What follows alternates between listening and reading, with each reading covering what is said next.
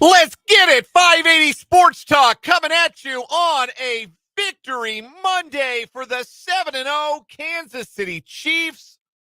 They remain the lone unbeaten in the National Football League. They get their lick back on the dreaded Raiders at Allegiant Stadium. Andy Reid has more wins at Allegiant Stadium than any active head coach. Tied for the all-time record with Josh McDaniels, of course. Yeah.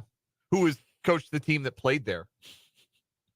Oh, are you telling me Andy Reid doesn't coach there? No, I'm telling you that Allegiant Stadium is Arrowhead West. I was Arrowhead say, in the it did desert. feel like a home game for Andy Reid's team. Yes, it most certainly did. Like, they panned the crowd. There was a lot of red.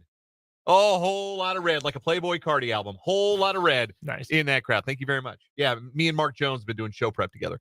And it did sound at times like a Chiefs home game as well. And it ended like every Chiefs game, home or away, with the Chiefs winning. They are 7-0. We'll have plenty to discuss from their 27-20 victory over the Raiders. And we'll talk about the newest member of the Kansas City Chiefs. They have made a trade acquiring edge rusher Josh Uche from the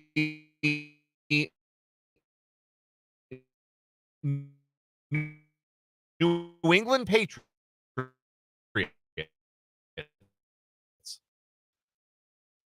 In case you were unclear on the pronunciation of his last name, it is Uche.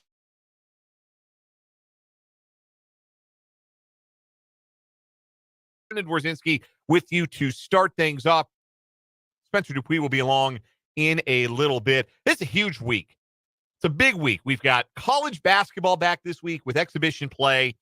We've got, obviously, football in full swing, about the halfway point of the NFL season, getting down to the nitty-gritty of the college football season.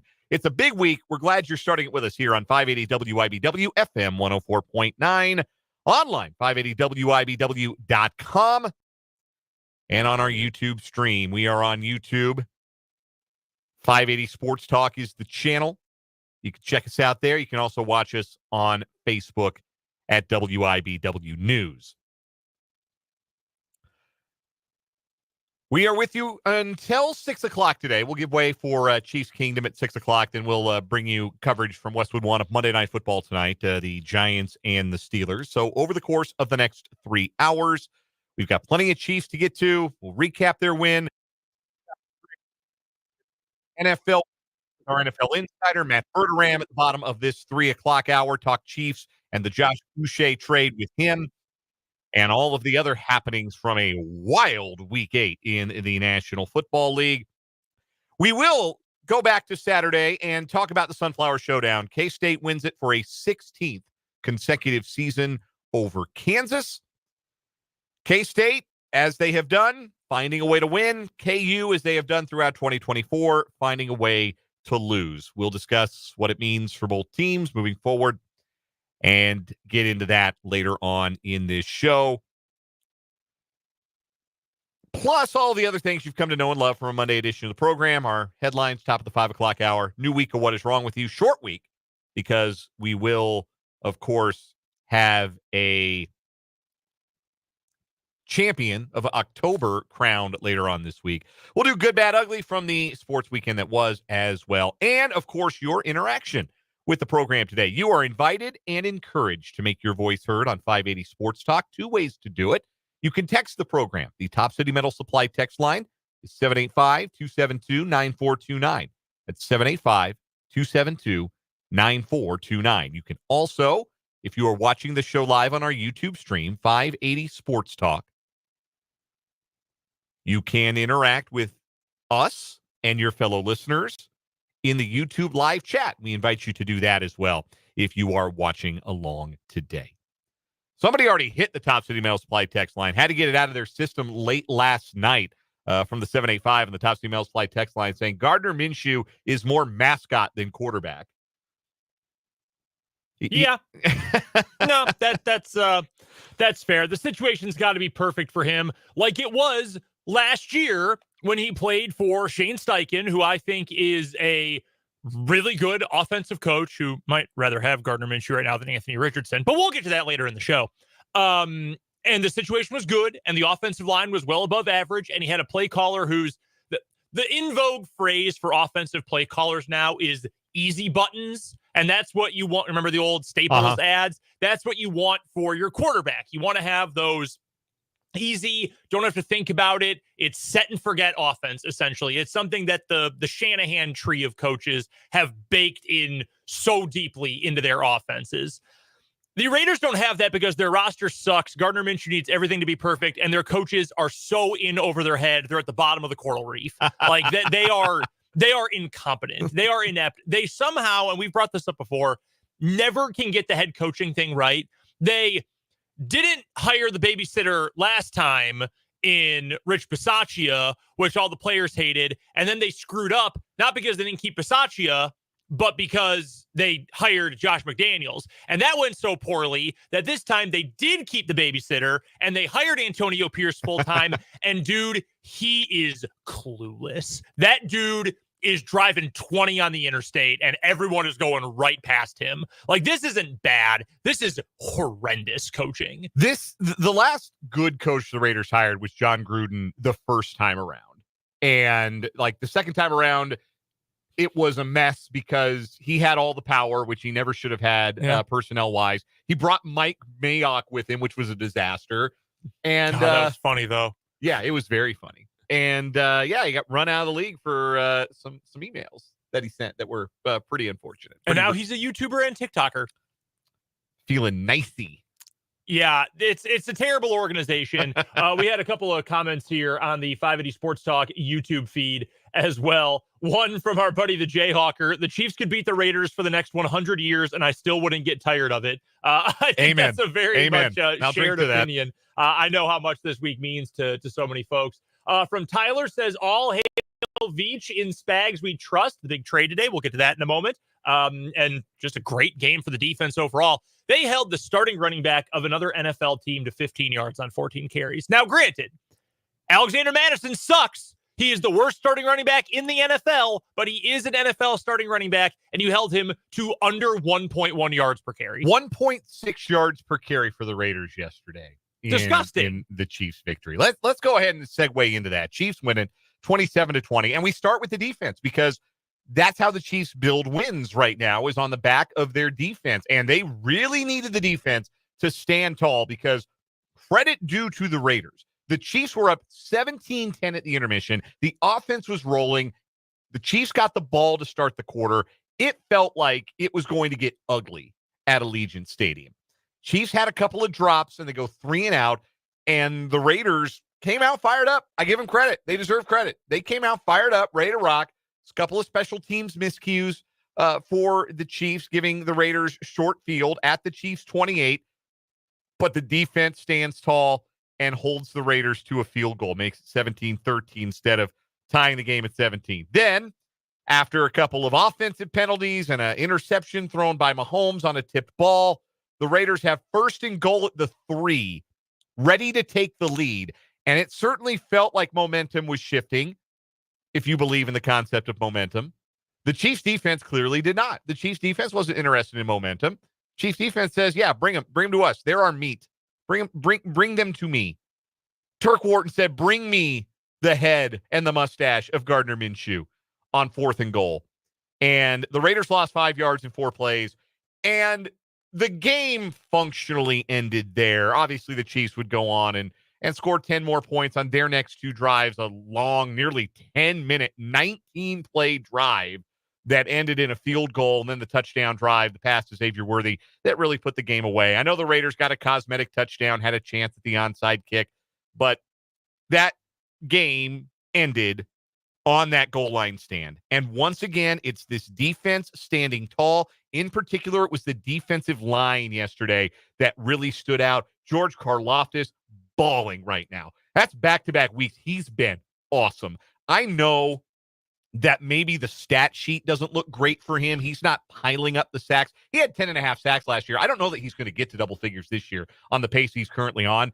He is wrecking dudes. He is making a big-time impact right now. Yep. Chris Jones is still doing Chris Jones stuff on a snap-to-snap basis, and offenses can't really cope with him. Turk Wharton, Ask your buddies who root for other teams or who live in other states and don't follow the Chiefs.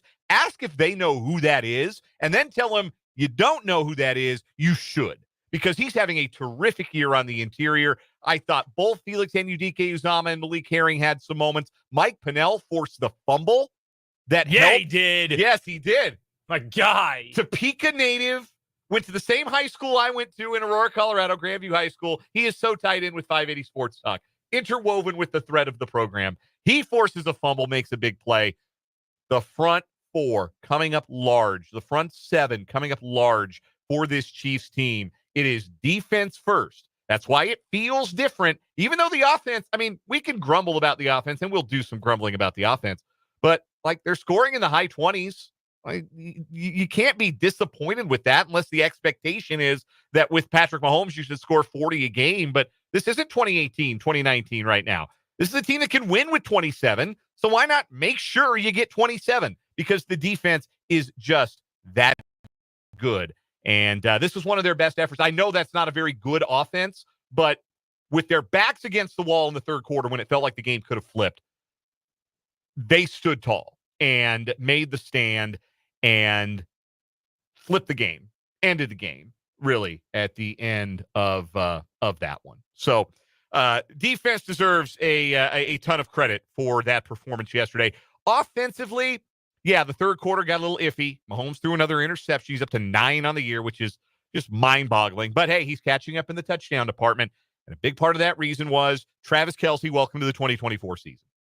Travis Kelce has his best game of the year, 10 catches, 90 yards, a touchdown. And what I loved about the touchdown, too, is there felt like there was space for the passing game to operate in the red zone, because on that touchdown play, did you notice who was the lone receiver to the left side of the formation opposite Kelce and the other receivers? Who was that, Dan? That was DeAndre Hopkins. Interesting. It's a concept called gravity that we talk about when it comes to a passing offense, right? We've spoken about it a lot in the context over the years of Travis Kelce and his gravity and how defenses have to be so aware of him that it creates opportunities for other players. Great pass catchers have what you would call gravity. They draw defenders. They draw attention. They draw eyeballs, and it creates opportunities. On that play in particular, DeAndre Hopkins' gravity as a goal line threat, something that the Chiefs have not had at wide receiver. They have not had a true red zone, goal line, one-on-one, throw it up and I've got it threat really in the Patrick Mahomes era. They have not had that guy. Putting that guy out there, even as a decoy, open the middle of the field for Patrick Mahomes to find Travis Kelce for his first touchdown. And I think you agree with me on this, Brendan. The version of Travis Kelce we are seeing, and even the one that we saw yesterday, it is not the same Travis Kelce we've seen in years past, but that's the blueprint for an effective Travis Kelce. Third down, move the chains. Red zone, get him open. He's not going to be 12, 13 yards a catch, but if he can function as the chain mover, as that third down option, and be somebody who can still make catches at high volume, that's what it looks like. Yeah, and I don't want to suddenly turn Travis Kelce into Whop Filer, and if you don't get that reference, that's the former wide receiver at Indiana who once had 18 catches for 81 yards in a bowl game. I'm not asking for that out of Travis Kelce, but he's not the kind of guy who's going to average somewhere between 12 and 14 yards a catch anymore. I just don't think so. But can he be a guy who averages 8 to 9 yards per catch and moves the chains on 3rd and 5, 3rd and 6, 3rd and 7? Because if he can be, and he can work the middle of the field, you've got a legitimate weapon that you otherwise don't have. A lot of people around the league have taken notice of his blocking recently, which that's always been the thing during his career. Yeah, he's great, but can he block? Who cares? He just scored. Well, so what? But he's always been a competent blocker. He just hasn't really needed to. Whereas, like, the Niners fans and West Coast football folks love to do well, he's such a good blocker. That's why he's better than Kelce. Yeah, that's sick. He had 1 catch in a Super Bowl. I'm good with Kelce. So the fact that he is adding more of those blocking reps to his arsenal, 1, amazing for a 35-year-old. 2, makes him even that much more valuable. You can do different things, different kinds of releases with him, and he can be a role player. And I think that's a better spot for Kelce right now. I know he played phenomenal football, some of the best of his life during the playoffs last year on the run to the Super Bowl. I do not think we are going to see that from him again. Again, the fact that he's doing anything like this at 35 years old as a tight end who's played 10,000 snaps or whatever, it's incredible. Seriously, like, this is complimentary of him in the career he's had, but you have to find a way to use him differently. This is why when Rashee Rice was healthy, and we talked about this last week, you had Rashee Rice running, quote unquote, the Travis Kelce routes. You had that little wiggle, those in-breaking routes, those kind of modified slant things, the sit down in the soft spot of the zone.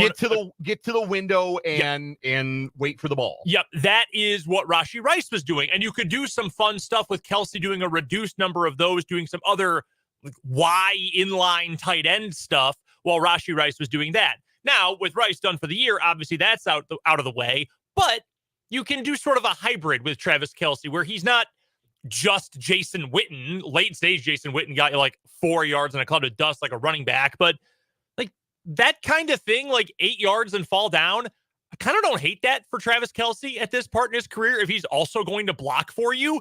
Because if he's your third best receiving option, you're doing pretty well probably, because that means DeAndre Hopkins is playing well and Xavier Worthy takes off a little bit more, maybe even get Hollywood Brown back by playoff time. So I think there is something there. I think there's something extremely useful still left in Travis Kelce, even if he is a 700 yards a season receiver for another year or two, as opposed to a 1,000-yard guy. As long as you're using him the right way, that's a really useful player. And I think yesterday was a prime example of that. Maybe not 10 catches for 90 yards every game, but I think he can still get a decent target share, get you somewhere around 70, 80 yards and be very useful. It's kind of the Jason Witten blueprint, right? Well, exactly. Yeah. Jason Witten was never a heavy yards per catch guy, to the point where kind of mocked it after a while, but that was still really useful as a chain moving player. When Tony Romo needed to get a first down, that's where they went. Right. 3rd and 4, 3rd and 6, 3rd and 8. And again, it's different when you've got other guys who can go win in other ways. If you didn't have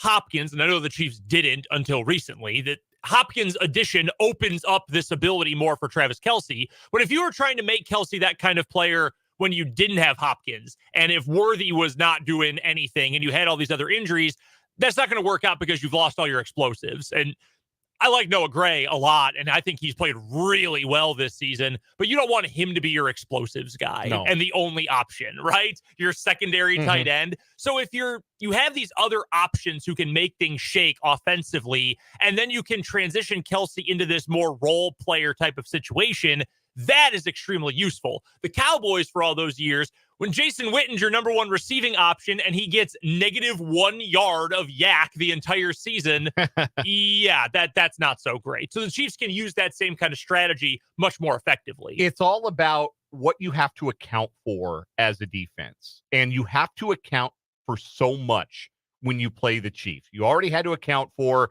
they're good at running the ball between the tackles. So you've got to make sure that you keep them from running the ball efficiently, having that high success rate that we've talked about between the tackles. Well, they have the speed at wide receiver in Xavier Worthy. So now you have to worry about him stretching the field vertically. The horizontal stuff you have to be concerned with, because they have guys like Mecole Hardman who they trust with the horizontal stuff, or running backs that they trust with the horizontal stuff, making plays like that in the short passing game. The middle of the field, Travis Kelce has owned that for years. Now you have DeAndre Hopkins, who's a receiver that you have to pay attention to, because he'll win a one-on-one. He'll win a route. He'll get open and make a big play. And oh yeah, you also have to account for the fact that the best quarterback in the world is also a fairly mobile quarterback who makes things happen on the run. It's a really complex issue that this Chiefs offense presents you with. And it gets more complex with the addition of Hopkins, who we didn't see a lot of, but on his 2 receptions, we talked about this on our instant reaction video, which is available on our YouTube page, 580 Sports Talk, immediately following last night's game. You saw what he's going to bring to this offense. The gravity, the hands, the route running ability, the ability to find that window and get open and move the chains and extend a drive. It's going to be extremely valuable to this Chiefs offense to really fully activate him as things go along. And it's going to take some time, and it's going to need to develop, and there will be the chemistry between Mahomes and Hopkins that needs to develop. They were on different pages on one play in particular that was a pass to Hopkins that was kind of thrown where Hopkins didn't expect it to be thrown. But once it all comes together, we can nitpick. We can look at Mahomes' touchdown interception ratio, still having more interceptions than touchdowns.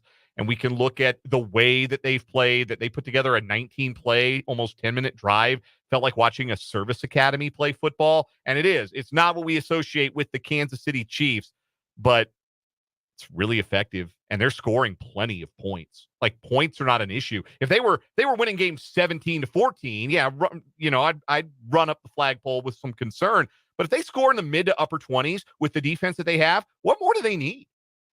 They've got enough. Yeah.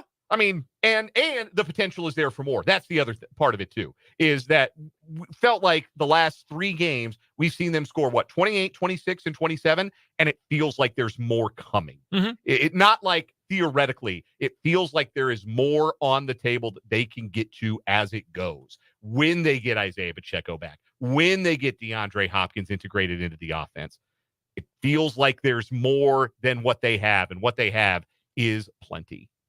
I'm excited about the move that was made today. I know we'll get to Josh Uche a little bit later on in the program, but I'm very excited about that. I like that the Chiefs are continuing to make moves. Feels like the Chiefs are obviously a bigger championship contender than the Royals were, but it sort of feels like the Royals at the end of the year continuing to make moves, right? Hey, we need someone who can hit a lefty. We need someone who can have a professional at bat against a lefty. Let's go grab 3 dudes on the waiver wire, throw what at the wall and see if it sticks. That was a great move. This is the same thing. Do the Chiefs absolutely have to, without question, get another pass rusher in the building? No, probably not. But why not give it a try? Especially if New England is going to give Josh Uche away. So I like that is the approach organizationally. Let's not stop improving. Let's keep going out to get guys. Hopkins, now Uche. Love that. I agree with you. I feel like the offense is not... it's funny. It's not pleasant to watch, like, at all, say for 2 or 3 snaps a game. Chiefs are top 12 in the NFL in success rate this year. Down to down, they've been very productive. Yeah. It's just not pretty, like you said, kind of service academy football. But it's coalescing at a good time and a little bit earlier even, I think, than what we saw last year. They're lethal on third down. Yeah. I mentioned that as one of my keys to the game. They had to be good on third down. They were. Mm-hmm. That's very true. I do want to bring up 2 quick things, though. Yes. And I hate to be negative because I feel good. We've been very positive so far. 2 positions I need to ask you your concern level for real quick here. Number 1 is left tackle. Wani Morris was bad. One of the holding calls against him I thought was pretty chintzy yesterday, to be completely honest, when they had the back-to-back right on the goal line. I thought one of those calls kind of sucked. That being said, he's been playable but not good, and not really even, I think he's been below average, in fact. Now, Suamataia was bad to start the year, but you've got the upside factor there. Are you worried about that spot at all, or is the rest of the line, plus your unsackable quarterback, good enough that it's not a huge sweat? I wouldn't call this a red alert, but I would say I feel a little uneasy about left tackle. We'll talk about more about this because Bill Barnwell of ESPN asked a very similar question in his Monday column today. I want to get to in the 5 o'clock hour. Secondly, CB2. Najee Johnson gets a concussion. Joshua Williams had his worst game since his rookie year. Yeah, a couple of penalties for him. One was on special teams. I actually thought Chris Roland Wallace played pretty well. He gave up a couple of conversions, gave up a third down near the goal line. He gave up a touchdown, but those were like really well thrown balls or what much he could really do about. Yep. I actually thought he was mostly fine. And you have Trent McDuffie on the other side, which helps a lot. So, yeah. So you can focus extra safety attention on that other side. More concerned about left tackle than cornerback, but I don't think anything's a raging dumpster fire or anything. We've got to get to a break because we've got good, bad, ugly to do. And then we've got Matt Verderame, our NFL insider, joining us. We're just getting rolling on this Victory Monday edition of 580 Sports Talk.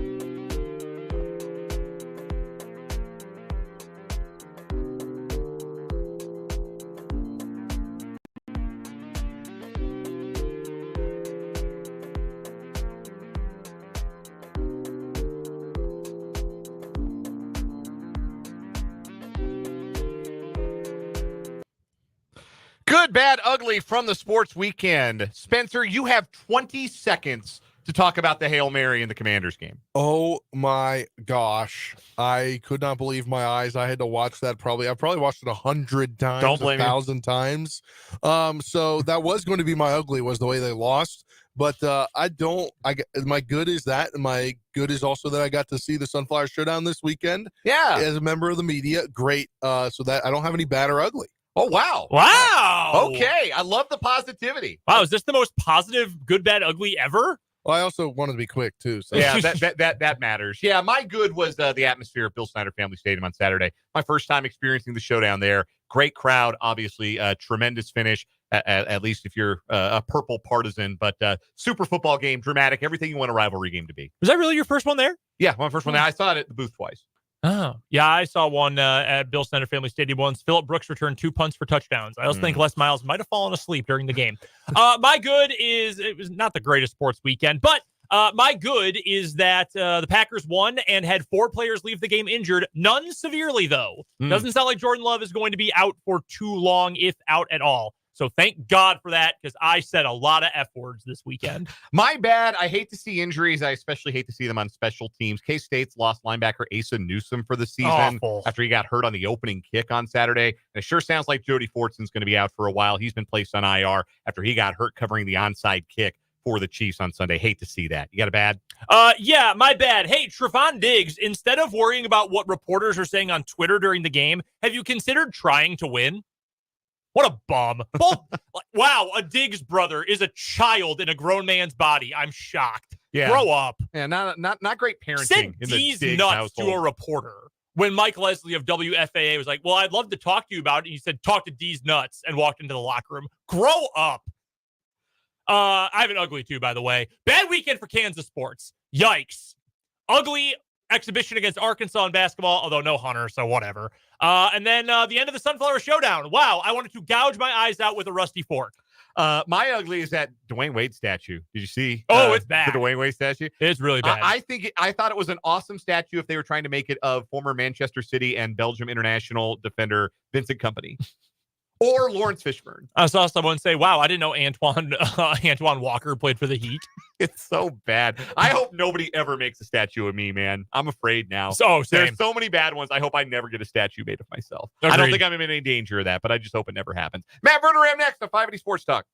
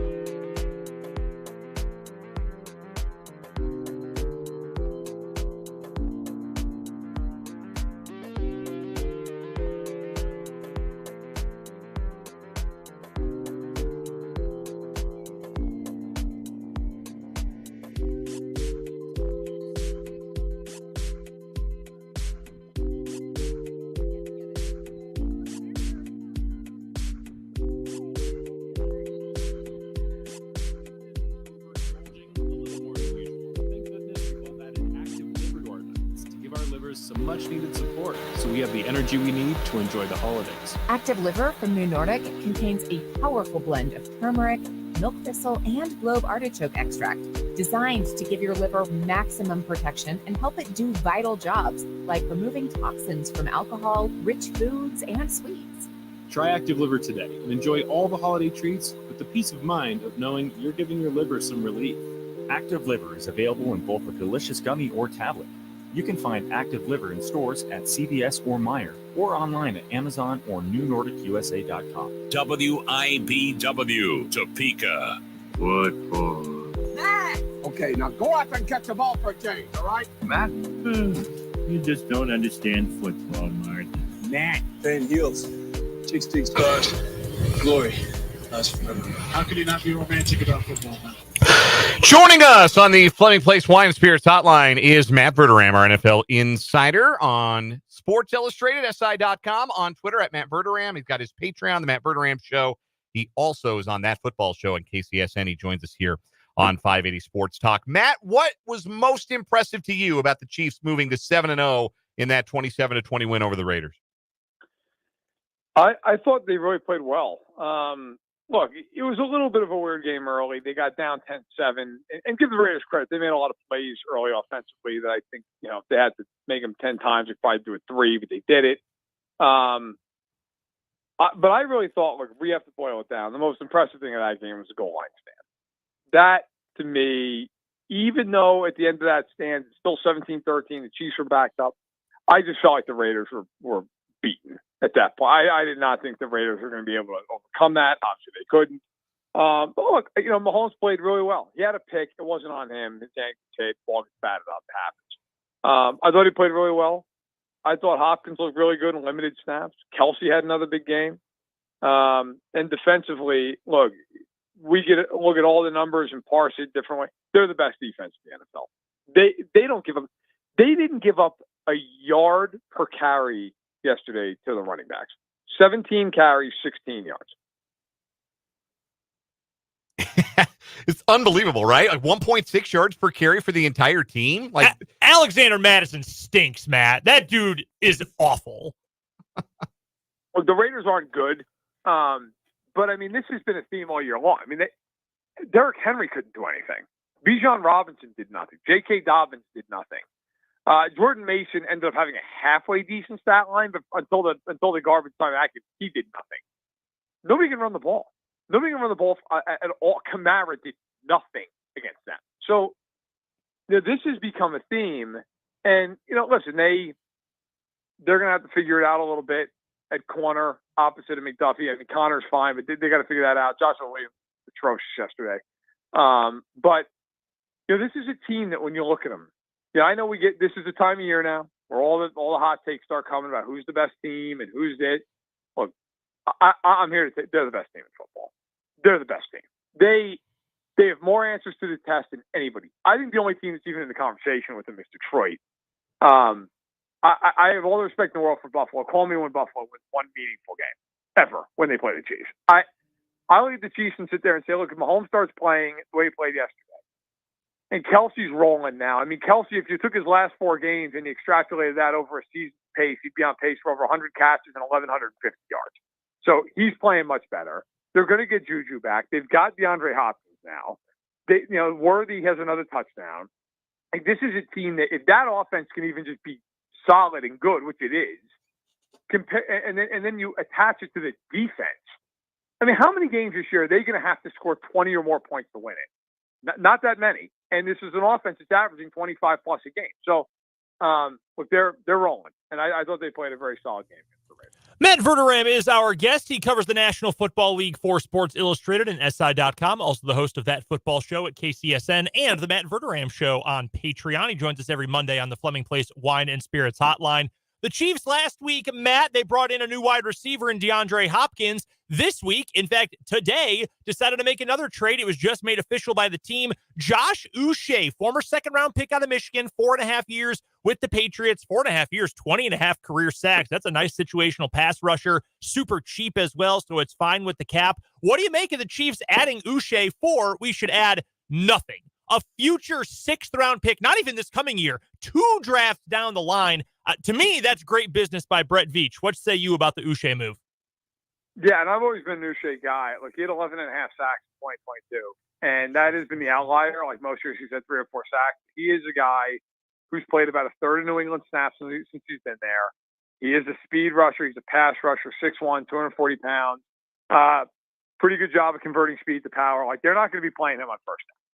He is going to come in, when they're all healthy, you're going to see lineups of Karlaftis, Jones, Amenahu, and Uche. And they're just going to pin their ears back and let it rip. I mean, that's what you're going to see. Dan obviously in there with that group as well. But, my understanding from talking to some people is, look, they wanted a little more speed off the edge. They've got guys who are, more technicians like a Karlaftis. They've got guys who are more the power rushers. Obviously, a guy like Amenahu, like Jones. I think they wanted somebody who, if they feel like there's a mismatch to exploit with speed, they can do it. And Uche fits that billing. So, and the other thing is, too, look, if they don't bring him back after this year, they'll probably get a conditional 7th. So really, it's like trading for Uche and a conditional 7th and giving up a 6th 2 years from now. To me, it's a no-brainer. You're not giving up anything. Our guest is Matt Verderame from SportsIllustratedSI.com, joining us on the Fleming Place Wine and Spirits Hotline. Matt, let's pivot to the rest of the NFL Week 8 action. And as some often happens, sometimes the week is about the teams that lose and not the teams that win. And I don't even want to get you started on the Jets, but how over is that for the Jets? I guess I do want to get you started. What can you even say anymore about that team with that level of talent on the roster that's 2-6 after losing to the Patriots? The Jets losing that game is so embarrassing that really you almost wonder at this point, like, do they have anything left in the tank? Or is it just completely over? Like, is it just like they're going to go like 4-13 over? You just can't lose to New England. I'm sorry. New England hadn't won a game since opening day. New England can't score. They're awful defensively. Gerard Mayo might turn into a fine coach. He's had his struggles this year. To lose that game is damn near impossible. And yet they pulled it off. The Jets are just an embarrassment. I mean, there's no other way. Like, there are plenty of teams in the NFL with bad teams. The Raiders are a bad team. The Raiders are a bad team to come by, and honestly, they're just terrible. The Jets have all this talent on the roster, or at least supposedly do, and they can't do anything. They can't win a game. They have lost now 5 in a row. I don't like if there's anybody who's still out there saying, well, they're going to turn. No, they're not. They're not going to turn around. They stink. And I'll tell you, Thursday night's going to be a real interesting watch because that game's at MetLife. For those who don't know, they're playing in Texas. They are going to get unmercifully booed that target. So they probably wish it was in Houston. I actually think it's legitimately an advantage for Houston that game's in New Jersey. How about the Bengals-Eagles game where the Eagles come to Cincinnati and put a 20-point win on the Bengals to drop them to 2-5 or 3-5? Who did that game say more about to you? Did that say more about the Eagles or did that say more about the Bengals? I think it says a little about both, but I think more about Cincinnati. But the Eagles they can throw the ball. They can get down the field on you. And the Bengals, they cannot stop anybody who's a decent offense. Anybody. Washington hung 38 on them. Baltimore hung 41 on them. The Chiefs scored 26 on them and had 3 turnovers in that game. You just go down the line. They can't stop anybody. Their 3 wins this year were against the Deshaun Watson-led Browns, the Giants, and the Panthers. That's who they beat this year. They have zero ability. They lost that New England team we just lost that. They have zero ability to get off the field. And, I've been very steadfast in my opinion of that they're the biggest threat to the Chiefs in the AFC. I've said that over and over and over because I really do feel like the matchups, they can present problems. Anarumo's always kind of had Andy's number. I don't feel that way at this point. They can't stop anyone. I think the Chiefs played them again now with Hopkins. I think they had 38 points. They can't get off the field, and I don't know if they're going to play them again because I don't know if they're going to make the playoffs. I mean, they're 3-5. They got the Raiders coming to town this week. To imagine they'd win that game. Then they have a Thursday night at Baltimore, and that feels kind of like Armageddon. like, if you don't win that game, you're probably done. And I would think Baltimore beat them, although we saw Baltimore yesterday, who went from everybody's darling all week long to just giving up 9,000 yards to Cleveland. The NFL is a weird place. A couple more questions for Matt Verderame of Sports Illustrated and SI.com joining us here on 580 Sports Talk as we recap Week 8 around the NFL. Talking about a few teams, Matt, whose seasons are effectively over. How about another one? The Miami Dolphins. What the hell does that team do? They lose to Arizona yesterday. And look, Arizona's playing good football. Their defense better than literally everyone expected. You and I were on the same page during the preseason. That offense, at the very least, was going to be fun, and it certainly is. Yep. But Miami is just, and it's atrocious. And I like Tua. I like Tua more than most people do. Anyone who listens to this show knows that. But he obviously has to have a reacclimation period after another head injury. You have no idea what his future is going to look like. And that roster outside of the top two wide receivers is just not good. The offensive line has been bad for a decade. The defense doesn't have enough guys who are playing to their maximum capabilities. I mean, what does that franchise do at this point? I'll give you a really hot take that is probably somewhat dumb, but then again, that might be the title of my book. They should very quietly pick up the phone and see what teams would give him for Tyreek Hill. They should do it because they're not winning the Super Bowl with this team. They're not even going to compete for one. And who on that team has more value than Tyreek Hill? I mean, even at 30 years old, you could probably still get what for him? A 1 and a 3? You know, you're not going to get the 5 picks the Chiefs got for him years ago. Okay, but you probably could get major capital back, right? Like his base salary is not that big. In fact, tiny. It's 1.2 this year. Next year I think it's 10. Like you could get a real bidding war going. And if you're the Dolphins, yeah, all right, I get the argument of, well, if you don't have him, then what do you have? What do you have now? You stink. Like, call up every team in the league and say, look, do you have interest in Tyreek Hill, and what would you give us? And if the market's not what you want it to be, then fine, and hold on to him. But if some team says, hey, we'll give you a first and another top 100 pick, if I'm Miami, I think about it. Because I don't know where this team goes. The roster's not good. Defensively, look, Phillips, unfortunately, at this point, you got to wonder where his future is. He got hurt again. Chubb is always hurt. Holland is a really good player, but not like the kind of guy you build an entire defense around. And then beyond that, like they lost Van Ginkel. Van Ginkel's like the defensive player of the year right now up in Minnesota. You just look at him. Ramsey's not the same guy. He's very expensive. I don't know. If I'm the Dolphins, I'd at least think about it. We're joined by Matt Verderame here on the Fleming Place Wine and Spirits Hotline. And Matt, on the other side of that, flip side of where those teams are, you have the Commanders 6-2, best start since 2008. What's their ceiling for the rest of the season? I think the ceiling's probably to win the division and maybe win a playoff game. Like I don't think they can go into the playoffs and beat Detroit. I don't think if San Francisco gets right, they could beat San Francisco. They could maybe beat a team like Atlanta. It probably depends on where the game is. I don't think they could beat the Packers in the playoff game. But I'll say this for Washington. Like, I do believe they could be an 11-win team, win the NFC East. And sure, look, if they're if they're a 3 seed or a 2 seed or whatever, and I don't think they're going to be a 1. But if they could, be a 2 or a 3 and get somebody at home in the wild card, they get Minnesota in the wild card. Yeah, they can win that game. That wouldn't be surprising. So I think they found their quarterback. It took forever, but they found them. And now I think a lot of this is about building the defense up, getting some secondary weapons. Like there was a team during the trade deadline. If I'm them, I'm making some phone calls about receivers and trying to find somebody who can play opposite of Terry McLaurin. Because, yeah, you're not going to win the Super Bowl this year. I'm not giving away the farm, but you're in a position where you could really make like a fun run here. And in Washington, after 25 years of chaos and dysfunction, that matters. That matters to that fan base. Matt Verderame covers the National Football League for Sports Illustrated, SI.com. Check out his subscribers-only Patreon, The Matt Verderame Show. Find him on Twitter, @Matt Verderame. Hear him every Monday here on 580 Sports Talk. Matt, always a pleasure. Enjoy Monday Night Football tonight. We'll talk to you next week. Take care, guys. That's Matt Verderame. We'll take a break, come back, wrap up the 3 o'clock hour next.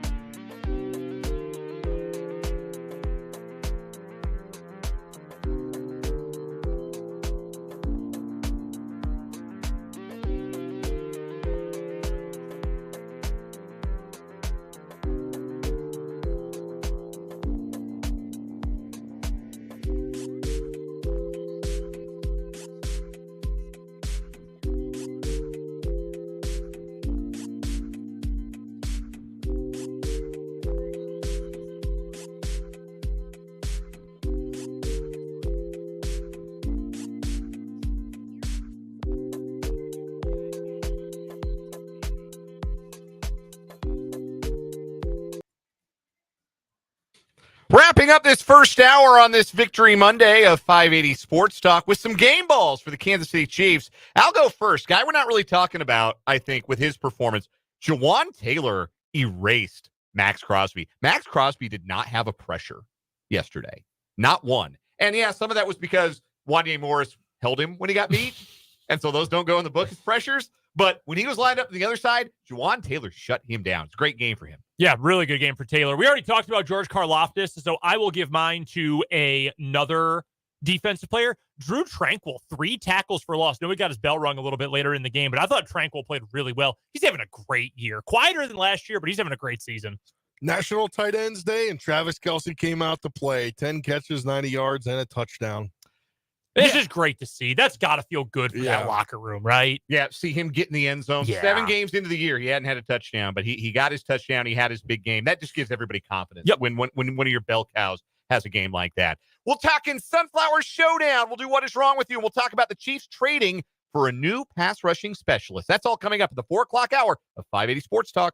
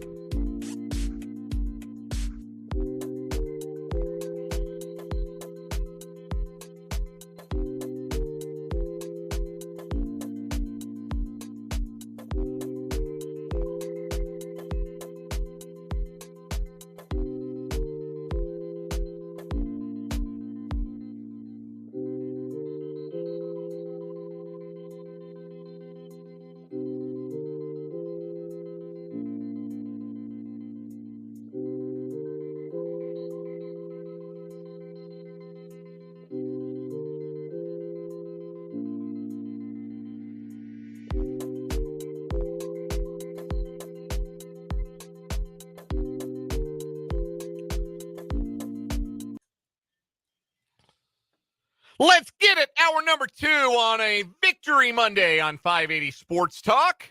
Dan Lucero, Brendan Dworzinski, Spencer Dupuis kicking it with you for the next 2 hours. Thanks for being with us on 580 WIBW, FM 104.9, online worldwide at 580WIBW.com, and on our live video stream. You can catch us on YouTube. 580 Sports Talk on YouTube is the channel.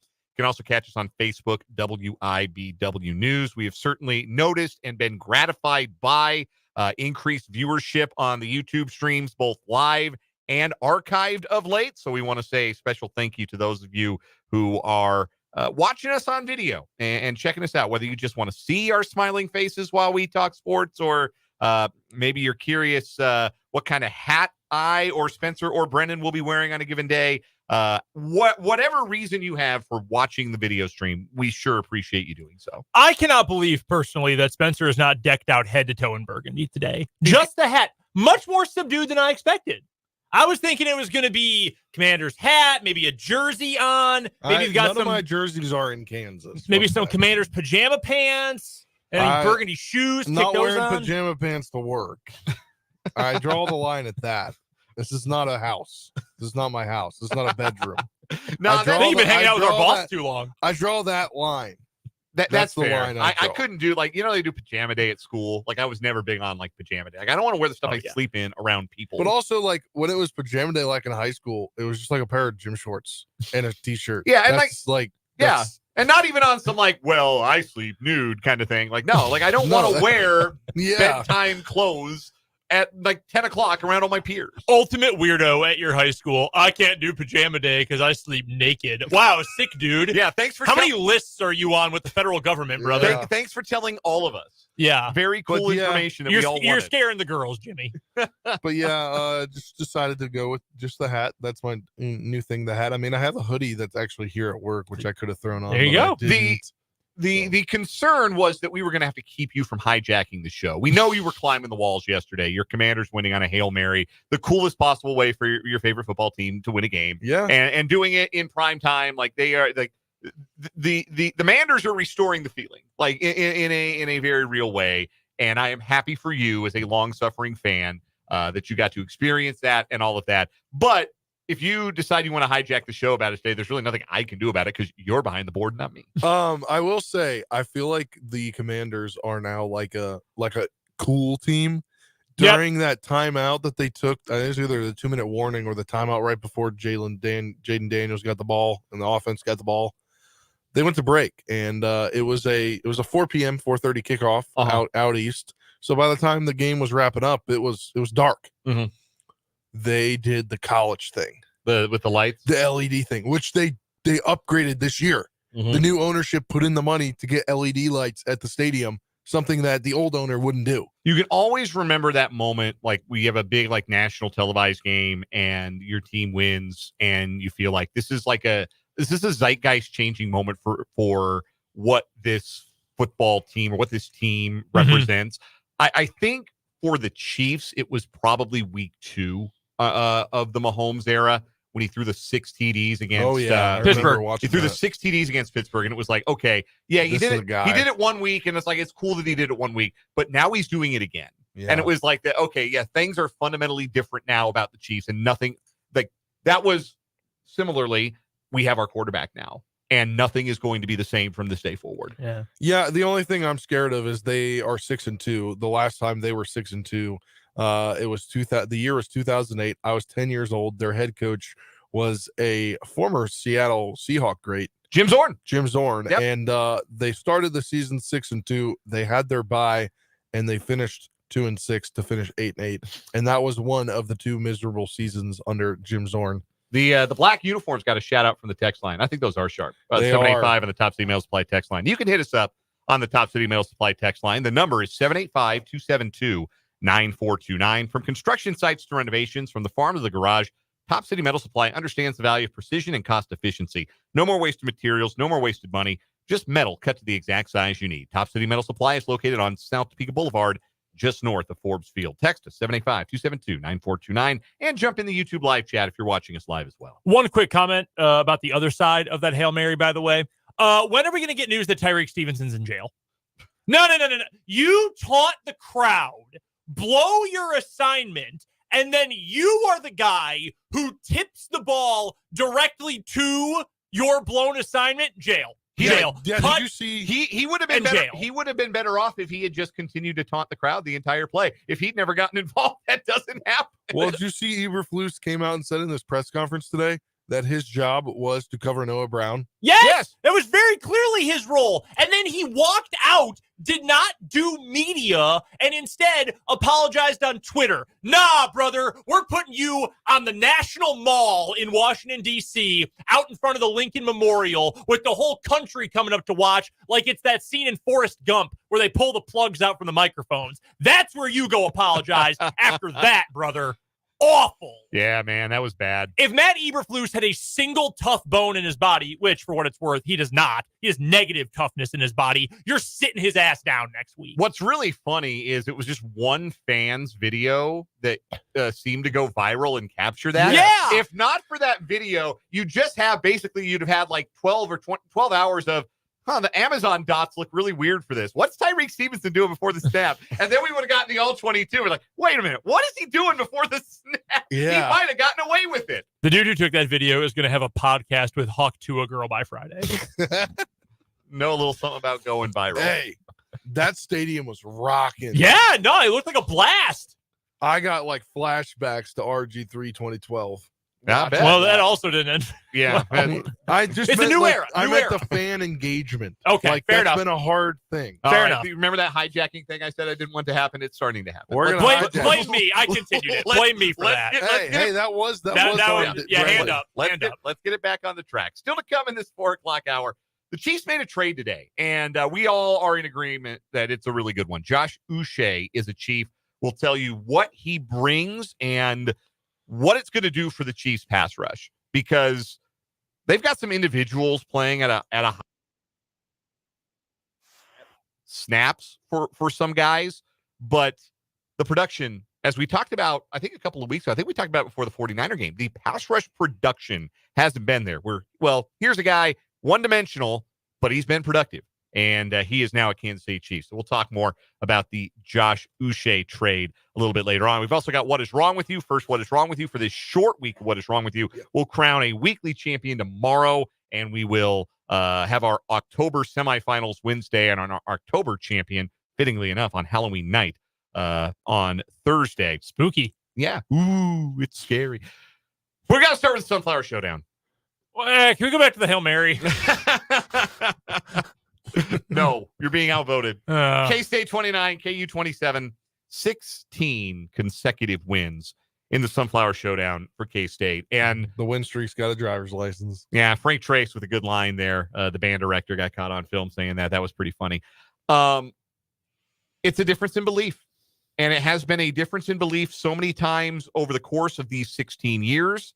And it is a difference in belief in the context of this 2024 season. K-State finds a way to make the play they need to make to win the game. And it's been their defense who's done it. I mean, you look at their closest games this year. You look at Tulane, BJ Payne's interception in the end zone.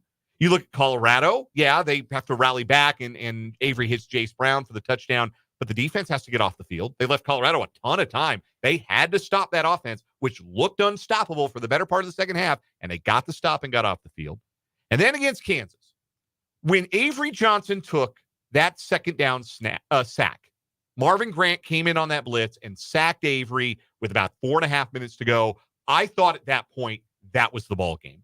When K-State could not convert on the 4th and 12, and they gave it back to KU with 4 minutes left, I thought KU was going to run out the clock. They had been running the ball so effectively throughout the night. They could get 5-6 yards pretty much whenever they wanted. They had a really good scheme on the ground. Jalen Daniels fumbles 2 plays later, and K-State gets the 51-yard field goal, and they get the one more stop, and they win the ball game. And the flip side of that is KU, for the 7th time in 8 games this year, having a fourth quarter lead. And for the 5th of those 7 times, failing to seal the deal. And this one had to be the most painful of all of them. Yeah. I thought it was going to be difficult to one up last year, which, again, similar to this year, 2 plays. You can break it down to 2 moments. Last year, can you recall what they were, Dan? It was the block. For me, it was the blocked extra point that turned into 2 the other way. That was a pretty big moment in the game. But it was also Rich Miller's dropped interception. And Trevor Wilson fumbling a punt. That's the other one I was thinking Special of. teams, yeah. All right, so if you want to go with 3, we can do that too. Because in this game on Saturday, it was Quentin Skinner dropping a touchdown. And I don't really want to hear, well, it was a wash because K-State dropped a touchdown too. Well, that's not a wash. That changes everything. Yes. For both teams. That is actually extremely significant. It's not coming down to a field goal. Right. Skinner makes that catch, and it's 14-0, and it is, as sports commentator Bomani Jones like to say, it is lemon booty time in Bill Snyder Family Stadium. And if you're a KU fan and you're saying you've been talking trash, and I'm sure some players too, like Avery can't throw. We want him to throw. We got Kobe back there. We got Mello back there. Marvin Grant had an awesome game. We love our secondary. Let those pass rushers feast. Make Avery throw. That's what we want to have happen. And look, I don't think Avery Johnson played all that well, all things considered. I thought Jalen Daniels had a pretty good game. He had some moments of true greatness. I don't think either team was especially good on Saturday, to be honest with you. Whichever team lost was going to be kicking themselves because whichever team lost had made a passel of mistakes. You had like Avery Johnson just dropped the ball for the one K-State turnover. Yeah, I looked down for a split second, looked back up, and said, "Wait, how did he fumble? He was all alone." Yeah, he just dropped. Yeah, just put the ball on the ground. They had the drop touchdown and CO. That could have been a game sealer there in the fourth quarter. Yes, it could have. Instead, they kicked the field goal to cut it to 1. So you've got the Skinner dropped touchdown. You have Jameel Croft stepping out of bounds to the 1, and look, I know Lance got mad at our guy Michael Swain for asking the question about it after the game. An entirely fair question by Michael. Yes. It was the right question. And look, I understand your head coach trying to defend your guys and a guy who has had 2 weeks of bad plays in a row. I understand that, and I respect Lance Leipold for that. By the same token, he screwed up, dude. Like, that play directly led to 2 points swung in the other direction. What was the final margin? You guys remember? 2 points. Yeah. That is extremely significant at that point, and it was a total botch job. And then Jalen Daniels fumbling. And look, I have a hard time being mad at Daniels for the fumble. He made the wrong play. He should have slid, or he should have gone down earlier. Yeah, instead of the dive, you just kind of bury yourself down. The yardage at that point is a lot less important than ball security. Exactly. And look, like you said, it's live fire. You're trying to make a play. And he played his heart out, man. And that's why I can't be mad at him, but it's just one of those things. It is one of the plays that has happened for years in this rivalry. And yes, there have been plenty of blowouts too. But 2018, the toilet bowl between those teams, Peyton Bender drops the ball with 30 seconds left at the K-State 32 down 4. He self-fumbles. Like, that's what we're talking about. Last year, Rich Miller drops the easiest pick 6 you could ever dream of. Every linebacker in America dreams of that play. That swings the game. And K-State makes more of those plays the proper way than KU does. And that's it. KU was the better team in that game. And I think a lot of K-State fans would even agree with that. The metrics do. The eye test did. But what matters more in that spot? Making the right play at the right time, or making more right plays building up to those moments? It's the former. It's a question of belief. Belief that Chris Tennett's going to make a 51-yard field goal. Chris Kleiman believed it. Yeah, he did all the way. And look, Chris Tennett was, to put it kindly, out of favor with K-State fans last year. Yeah, to put it extremely kindly. Yeah. And right now, you know what he is? Special teams player of the week in the Big 12. And one of the most reliable kickers in the conference. And holder of a new kick that matches his previous career high to win the Sunflower Showdown. It's a question of belief, knowing that you're going to make the play. I was telling Spencer about this. I was listening to a podcast, Howard Bryant, the longtime Boston reporter. He did some work on that. There's that new Netflix series out about the Yankees and the Red Sox in 2004, and the Red Sox finally breaking the curse. And like, I got no interest in actually watching that because I'm tired of it. I've seen enough Red Sox and Yankees to last me several lifetimes.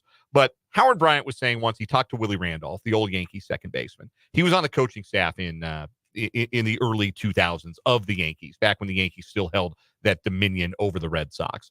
And before one of the series, it's either 03 or 04, Howard Bryant asked Willie Randolph, what do you think? And Willie Randolph said, look, they're good, but every time we need to beat those guys, we beat those guys. And that's what it is for K-State. Every time we need to make a play to beat Kansas, we're going to beat Kansas. It is so entrenched in that program right now. Mm-hmm. And like we can sit here and say, well, gosh, the last 2 years it's been closer than it's been in a while. Kansas is really closing the gap.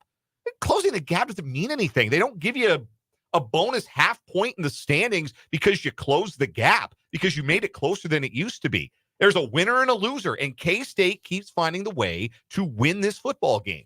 That was last year. It's going to happen. We had that conversation on this very show last year. It might have even led the show last year, the Sunflower Showdown. It was like, KU's here. This is no longer K-State's just going to beat up on KU, and it's a rivalry for fans, but the game itself is just a walkover for the Cats. It's not that kind of game anymore. KU is here. You can say that last year. This year's different. KU has hit that threshold, right? Because it was a climb to get to that point where the programs could be considered equals. And even though this year's been a disappointment overall for KU, you don't get the moral victory thing. Lance Leipold didn't want it last year, but from the outside, I think it's fair to apply that to that KU program where it was a year ago. Now, though, you've hit that threshold, man. Now it's just you lost that game head-to-head. And this was the year. And that sucks! And this was the year for KU to get him, too, because KU's got such a veteran roster, and K-State's kind of young.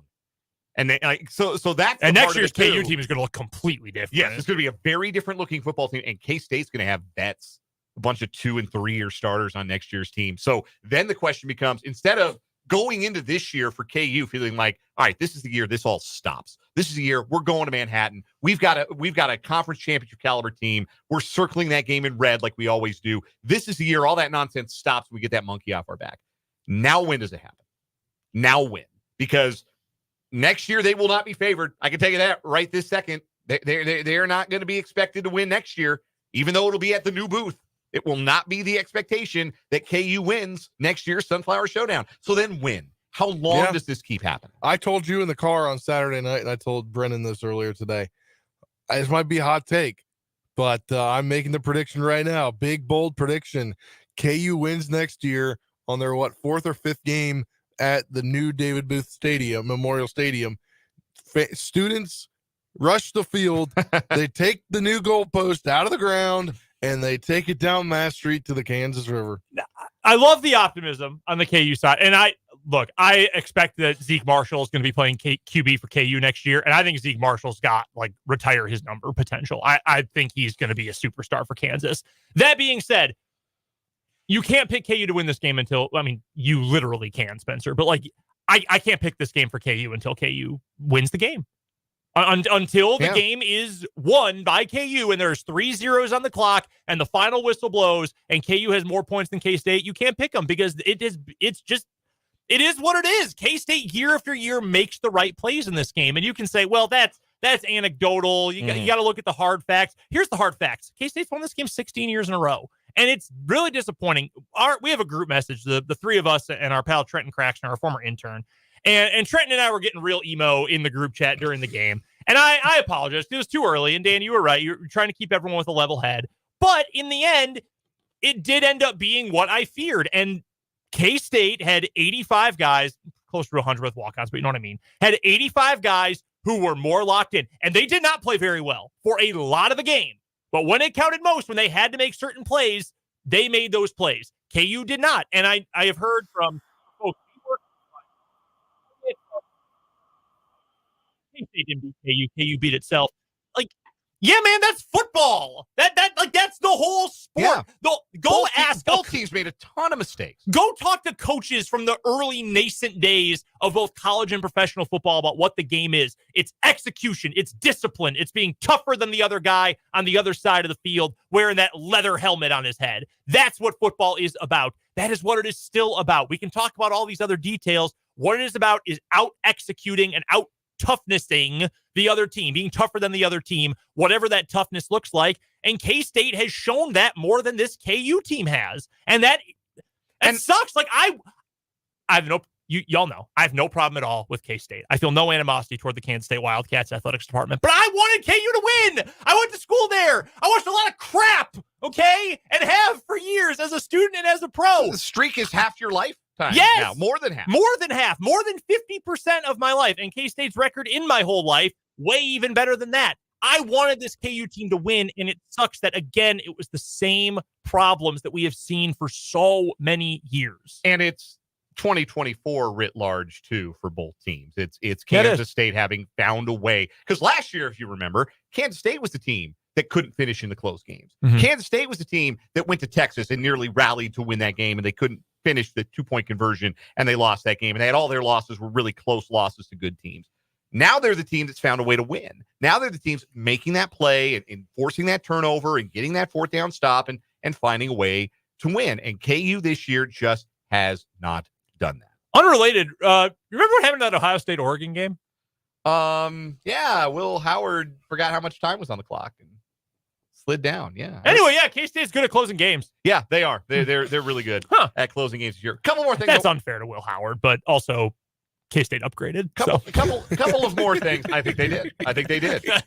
Sorry, Will. I like Will Howard a lot, but yeah, that K-State upgraded. Avery Johnson's stat line is a little deceiving because there was the Hail Mary that shouldn't have counted because Jace Brown committed the most obvious offensive pass interference in history. He just ran back to the sideline. He knew the whole way that flag was coming. But because they declined the penalty, the play stood, right? Yeah. So that was part of Avery's stat line, and he did have the fumble, but also he was set loose as a runner. And you could see how much that helps him and the K-State offense.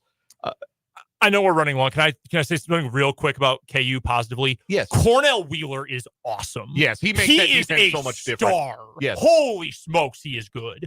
Like, KU has had some good linebackers over time. You know, Deneen and there have been some guys. Ben Heaney was a really good player. Cornell Wheeler is he's a difference maker. He is. Like, they are dramatically like the team they were against. Arizona State in particular, they win that game if Cornell Wheeler plays. Yes. I think he's that much of a difference maker on that side. Two things I want to get to real quick before we wrap up this discussion. Number one, from the KU perspective, was that enough touches for Devin Neal? No! You could have doubled him and it wouldn't be enough. 13 runs for Devin Neal, the second best running back in the history of the program. Oh, yeah, by the way, number one is one of the greatest athletes to ever play the sport of football, Gale Sayers. 13 carries? Are you kidding? I'm sorry. What are you doing? I regret this decision to have asked. He's one of the greatest players in the history of the program that's played for over 100 years. Give him the damn ball. Yeah, I don't understand why, especially because they had a really good running scheme, it looked like, and Devin was getting whatever he wanted, 5 yards to carry. Oh, the offensive line was great. Yeah. They were great. That was the really surprising thing is it felt like KU not only held their own in the trenches, but might have been better in the trenches for the balance of the 60 minutes. Also, Spencer, was your first time at Bill Snyder Family Stadium. It's your first Sunflower Showdown. The commentary at YouTube and some text on the Topsy Mills Fly text line. They want to know what you thought. Oh my gosh, that was great. I think it added to it because not only was the Sunflower Showdown, but it was their homecoming. So the vibes there were immaculate, and their team was winning. Their team won. So I think it was being an outsider here. No foot, whatever the phrase is. No hand in the fight. No dog in the fight. No dog in the fight. Yeah, that was a great time. And I mean, the media set up great job. What did you get from the ice cream chest? Oh, maybe I went back and got two. I love it. My man. Hell yeah. I got a Klondike bar, and then I got the cookies and cream eclair thing. Nice. And then they also had pumpkin bread. Yeah, pumpkin bars with the frosting. Oh. Dang. I told him, Derby Dining never lost. Nope. And their barbecue and their barbecue sauce. Like, I wish I would have taken a picture or written down what the name of that sauce was because it's theirs. It's house sauce, man. It is? Yeah. Oh, it was so good. Yeah. Derby Dining, take care of you. Unbeaten. Undefeated. Batting 1,000. Also, on random thought, they have eggnog. Yeah. They had eggnog in the fridge. Eggnog in the fridge. That's pretty funny. Yeah. That's a new one on me. I'd never noticed they had that before.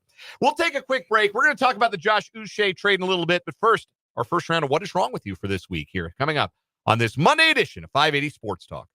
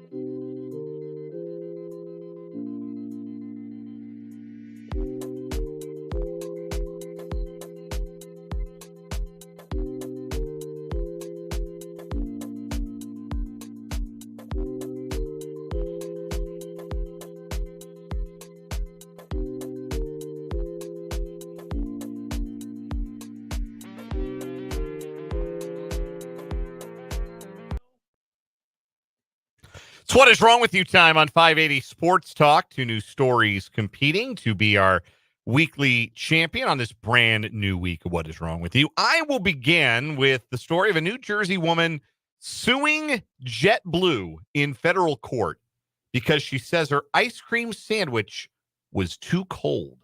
What? Lawsuit filed last week. Carla Quinones says JetBlue was negligent for serving food at a temperature below what is reasonable or safe for consumption, and that the carrier failed to warn her of the dangerously cold temperature and solid state of the ice cream sandwich she was served. The ice cream sandwich, the complaint says, that defendant served to plaintiff was frozen solid and caused plaintiff to sustain severe bodily injuries, including a root fracture of tooth number 10. JetBlue representatives have not responded to comment. August 20th, Quinones and her partner were aboard JetBlue Flight 1907 from JFK to Paris when, during meal service, she was given a chomp-size strawberry shortcake ice cream sandwich made by the Nightingale Ice Cream Company.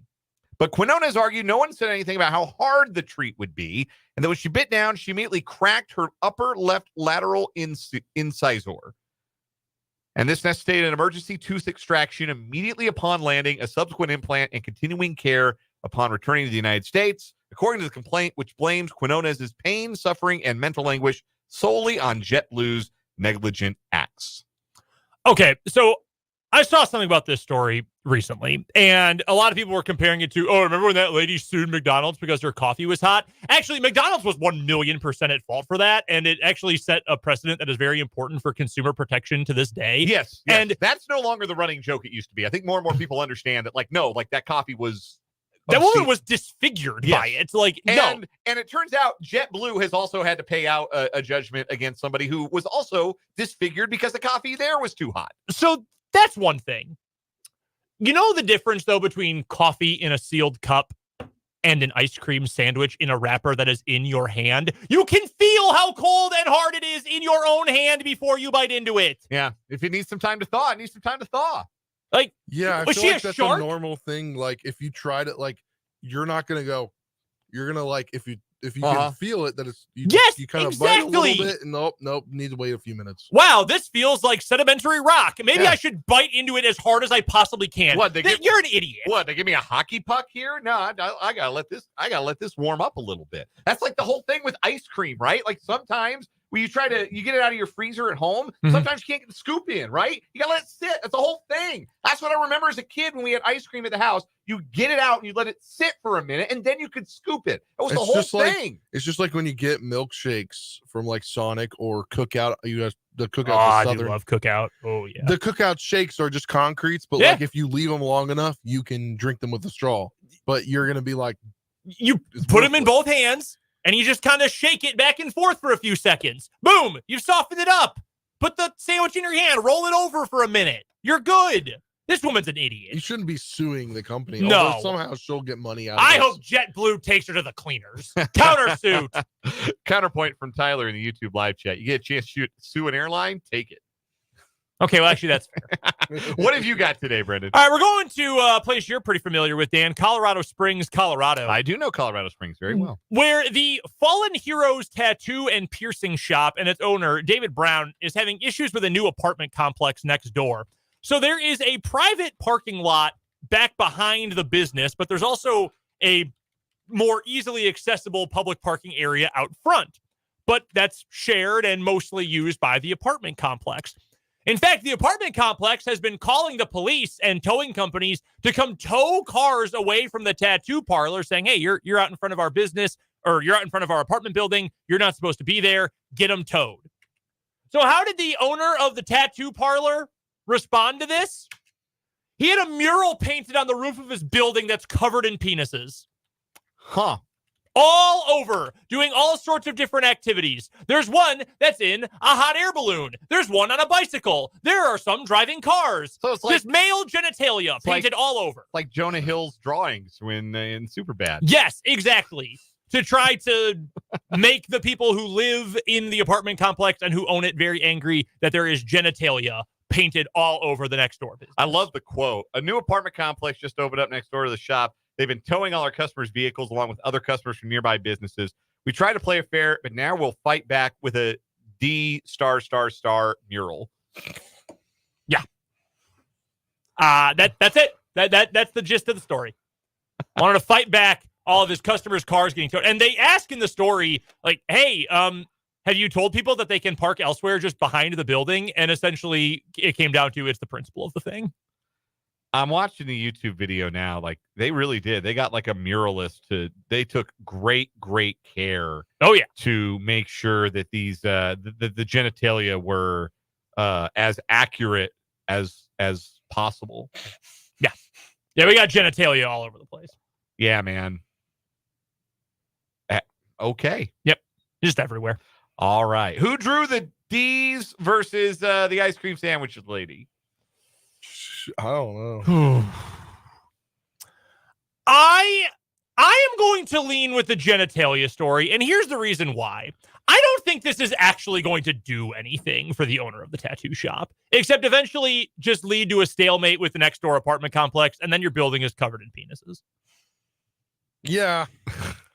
Yeah, I just saw the unedited picture. 580 Sports Talk's making the editorial decision not to post the picture on the YouTube live stream. You have to go find it yourself. But having seen, yeah, man, so everybody lives in the apartment has to look at that.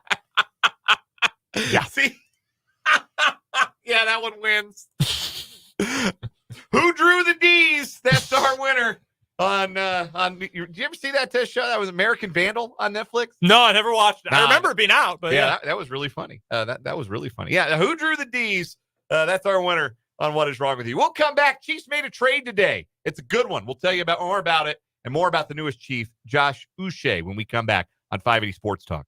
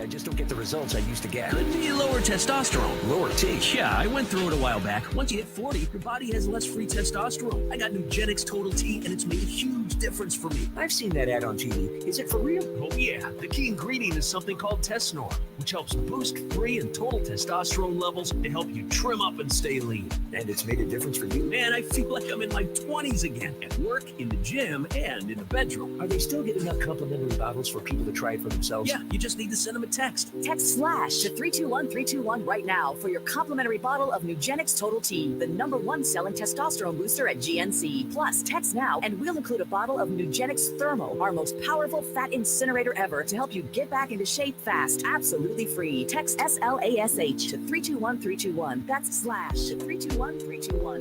WIBW, Topeka.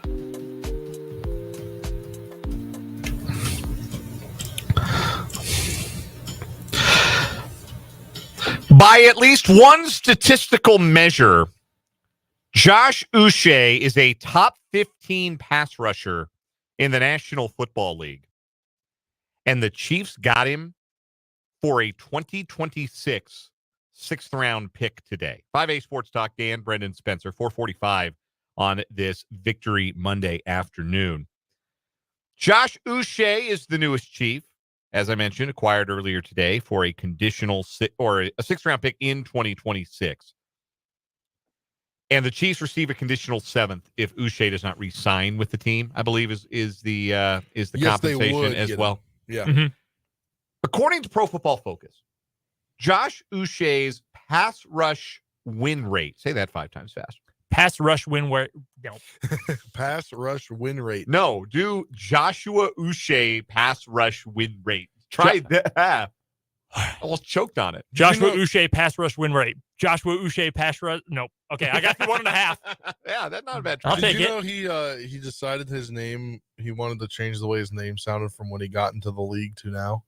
I did not. It was Uche, right? Yes. Yeah, okay, that's what I thought, because that's what I've been calling him. I felt bad to find out that it's now Uche. Which, Yeah, I'm glad to know, but the Patriots media resources had a clip of him pronouncing his name, and his preference is Joshua Uche. So. I clicked the 2021. And it said the other way. And I was like, well, he's one of those that's changed the way he wants his name pronounced. Anyway, Joshua Uche's pass rush win rate this season is 17.2%. That's how often he's winning his pass rush downs. That's not how often he's sacking the quarterback or even hurting the quarterback necessarily. That's how often he's winning his matchup. His one-on-one in a pass rush situation, he is winning his matchup 17.2% of the time. That is 14th best in the NFL among all edge rushers who have at least 90 pass rushing snaps this season. Now, the problem with Uche's previous team, the New England Patriots, is that they don't get to rush the passer a lot because they're usually behind. And their defense isn't very good, so teams can just run the ball on them, and then they run the ball to kill off the game. But when he has had the occasion to rush the passer, not just this year, but in his previous 4 years as an NFL player, since being a second-round draft pick out of Michigan, he has been very productive. It is a one-dimensional skill set for Uche. He's not going to set the edge. He's not a three-down guy, but he gives the Chiefs a little more juice, no pun intended, in a place where they had kind of been lacking it a little bit this year and should give them production in an area where it had been lacking as well. I was watching some highlights to put together a little something for our YouTube channel. You can go check out the YouTube Shorts tab on the 580 Sports Talk YouTube channel. But I was watching some highlights, and the only run stops are when he is completely unblocked, and there's just a clear bust in the protection, and he runs right into a running back. You're right. He ain't setting the edge. But 3rd and 7, you get that guy in the field, guy who can win, guy who can get after the quarterback. Yeah, you're feeling pretty good. You can never have enough edge rushers. I've made the comparison how many times before, Dan, that edge rushers to me feel like trade deadline relief pitchers in baseball. Every team could use relief pitching. No team has ever gotten to the deadline and thought, we're good. We don't need to improve our bullpen. We're fine. No, everyone could use another guy who throws 95. Who couldn't? So I think that is a great move for the Chiefs. You're adding some pass rush depth. We don't really know what the situation is with Mike Dana at this point. He might be back next week. He might not be back for a couple of weeks. Who knows? Didn't have to go on IR, so he's still on the active roster. It was Jody Fort's and, my guy, Jody Fort season. Fort's season is over, unfortunately, yet again. He's the one who went on IR to make room. So Dana might not be out for that long, but even so, Dana has not been especially good rushing the passer. Great against the run. He's Mike Dana has been Frank Clark, and at the price point you're getting Mike Dana for, that's awesome. At the price point you had to pay Frank Clark, not quite as awesome. Right. No, for most that's of his right. Chiefs tenure except the playoffs. So he's still a very useful player, but I think if you can get to a 3rd and long and say, here is what our 3rd and 8, okay, hypothetical playoff game, 3rd and 8, obvious passing situation, and you're playing anyone who's not Lamar Jackson because he's such a good runner, and you can send out a 4-man front of Chris Jones and Turk Wharton in the middle and George Karlaftis and Josh Uche off the edges. That is the best pass rush specialty group you can put on the field. Probably for anyone in the NFL, honestly. The only team that would come close to me is Pittsburgh, when you can go with Watt, Highsmith, and Hayward all at the same time. That's the only one that's close. And eventually, you're going to be able to go to Charles Omenihu inside instead of Turk Wharton. Yeah. Well, that's what I was going to preface was, do you think that they added something because potentially he's behind where they thought he would be? Because he can come off the PUP list. There's been no anytime. indication that he's behind schedule on his rehab. I mean, he suffered the injury in January, right? And we're getting close to 11 months since the injury. That's like roughly the average recovery time for it, right? Like, I don't think there was any expectation that he was going to be back. Like, mid-season was probably the earliest that anybody envisioned Omenihu being back from the torn ACL. But they're going to get him back, and he's a guy you can rush from anywhere. And Dana is a guy that you can rush from anywhere. And Chris Jones is a guy that you can rush from anywhere. And Steve Spagnuolo loves to get creative and deploy rushers from all over the place. And you got guys moving before the snap. You got maybe like one down lineman. You got a bunch of guys you got Chris Jones standing up 3 yards off the line of scrimmage, 2 yards off the line of scrimmage, ready to go rush. Like, he can get really creative. The more you have, the more you can do. I do think this probably speaks to less than rapid development for Felix Anudike-Uzomah. This is going to be fewer snaps in pass rush situations for him. I think they had probably hoped that he would be contributing on that front by this season. And while like there's been flashes from Felix, and I don't think he's getting overwhelmed by any stretch, he's still not a guy who's contributing at a high level in the pass rush. And Uche is going to do that right away. That's just it. Like, you're not bringing in somebody. This is not the Cam Thomas trade where it's purely speculative. You're going out and getting somebody who helps your pass rush the minute he walks in the building. And when Omenihu comes back, as this season goes along, you feel really, really good about the collection of talent you have there. We had speculated that maybe this would still be a place that the Chiefs look to add. And they have added a guy who is really, really good at one specific thing. And it is okay when you are a championship caliber team and you have the stars. It's harder to go find stars than it is to go find a guy who's good at one thing and then use him to do that one thing. Josh Uche is a pass rush specialist. You're more likely to get a player like this who's a specialist at the deadline in the NFL than you are to get a guy like DeAndre Hopkins, frankly, or maybe a better comparison at this stage of their career, Amari Cooper, who's like, wow, that's a real name, who's like an instant impact difference maker, needle mover.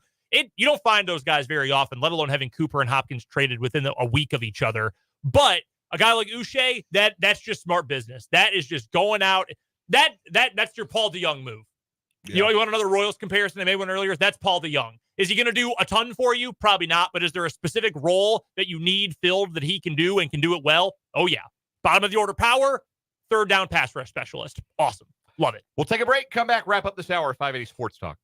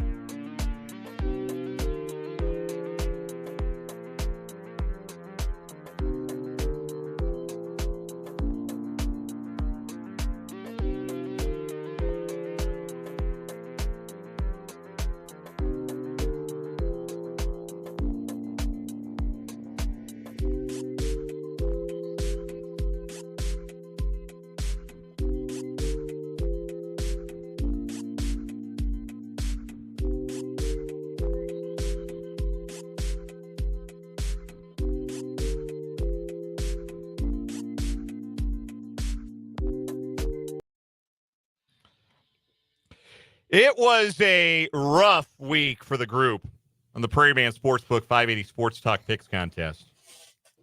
No winning weeks, which I think is the first time all season that's been the case. Nobody had a winning week. I went 2-3. Spencer 2-3. Tough beat on the on your lock, the under in Jets Pats. Yeah, I was talking to Brendan about this earlier. It was like it was there for the taking at halftime, and then it wasn't. But the positive here is that I moved to second.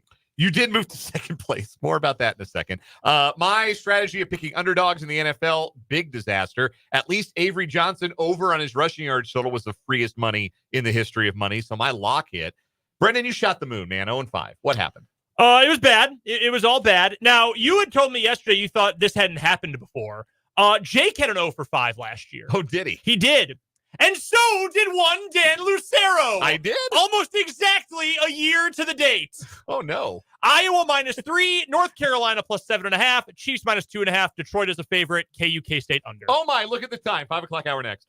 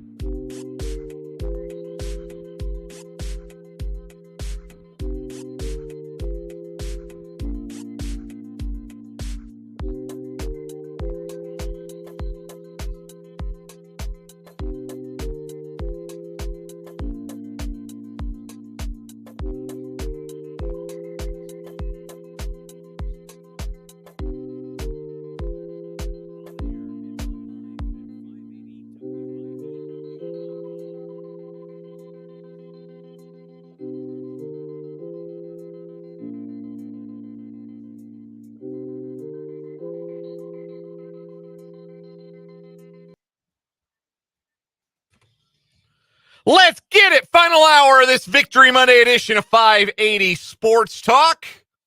Dan Lucero, Brendan Wrzinski, Spencer Dupuis, the Power Trio, hanging out with you on this Monday. Thank you for spending some of your day with us here on 580 WIBW, FM 104.9, online at 580WIBW.com, and a special welcome to our live video stream viewers on our YouTube channel, 580 Sports Talk, and on Facebook at WIBW News. It is great to have you along. If you are watching on YouTube or Facebook, you can interact with us with comments or the YouTube live chat, which is a hopping place to be. You can also text us on the Top City Metal Supply text line, 785-272-9429.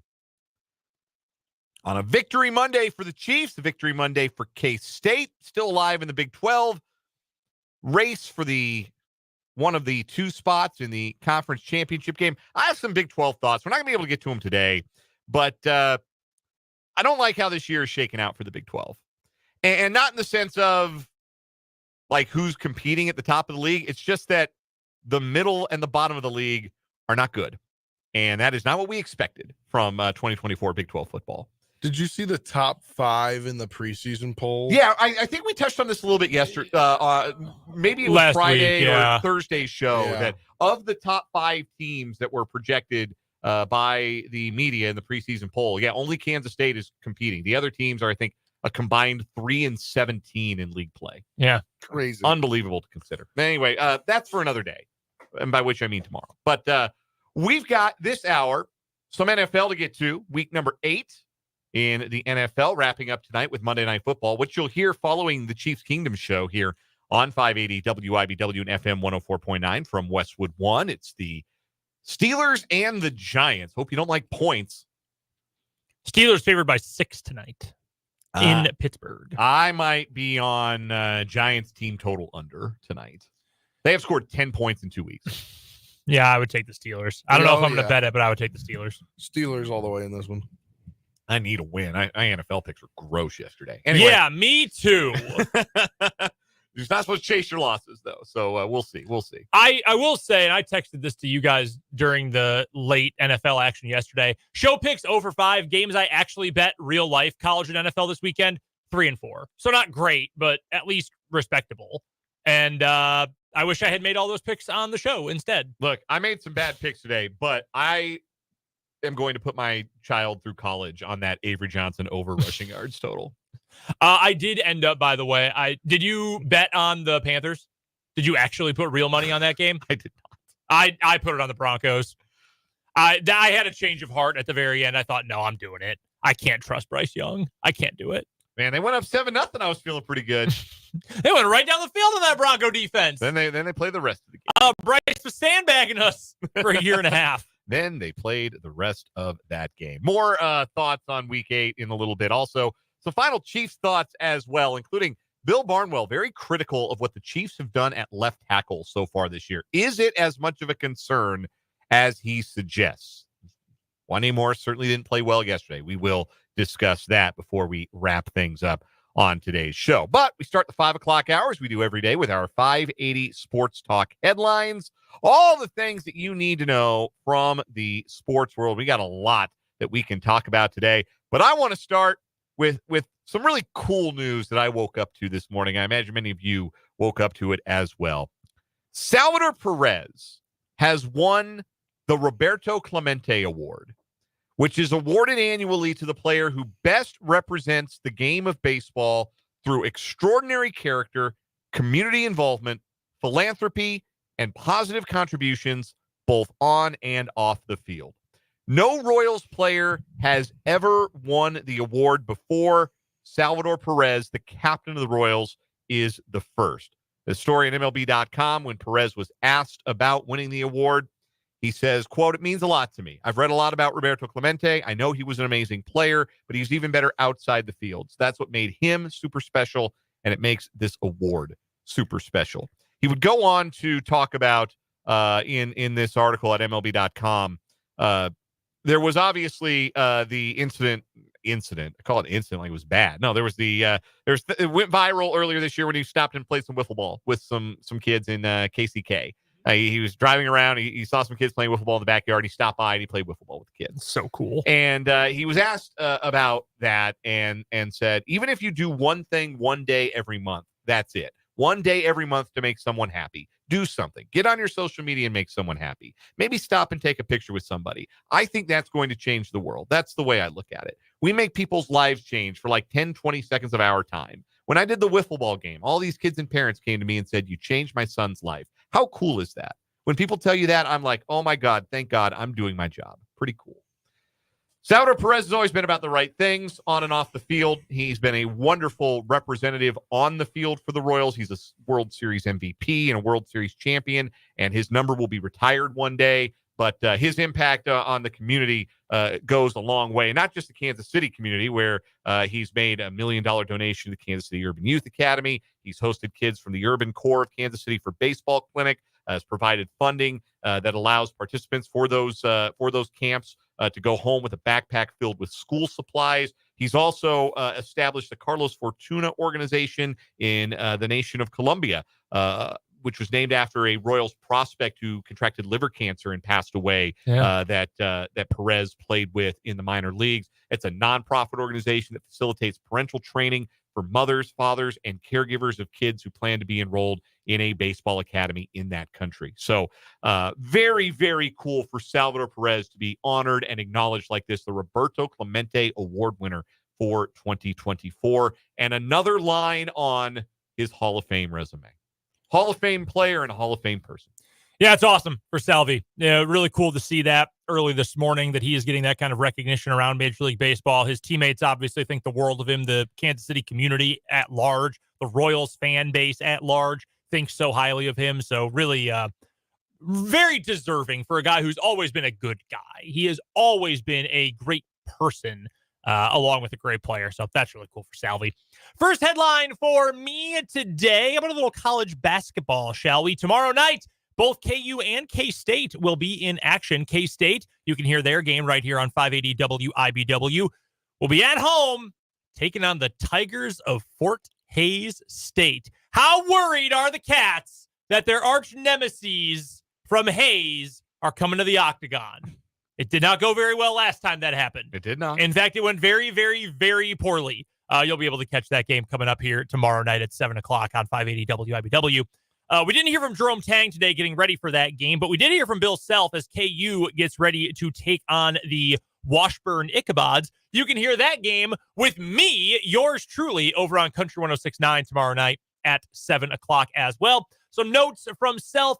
Do not expect to see Hunter Dickinson playing tomorrow for KU. He's getting better. He's missed 9 days of practice, was able to actually return to practice yesterday. However, they're not expecting to see him against Washburn. Nobody is happier about that than head coach Brett Ballard, I think.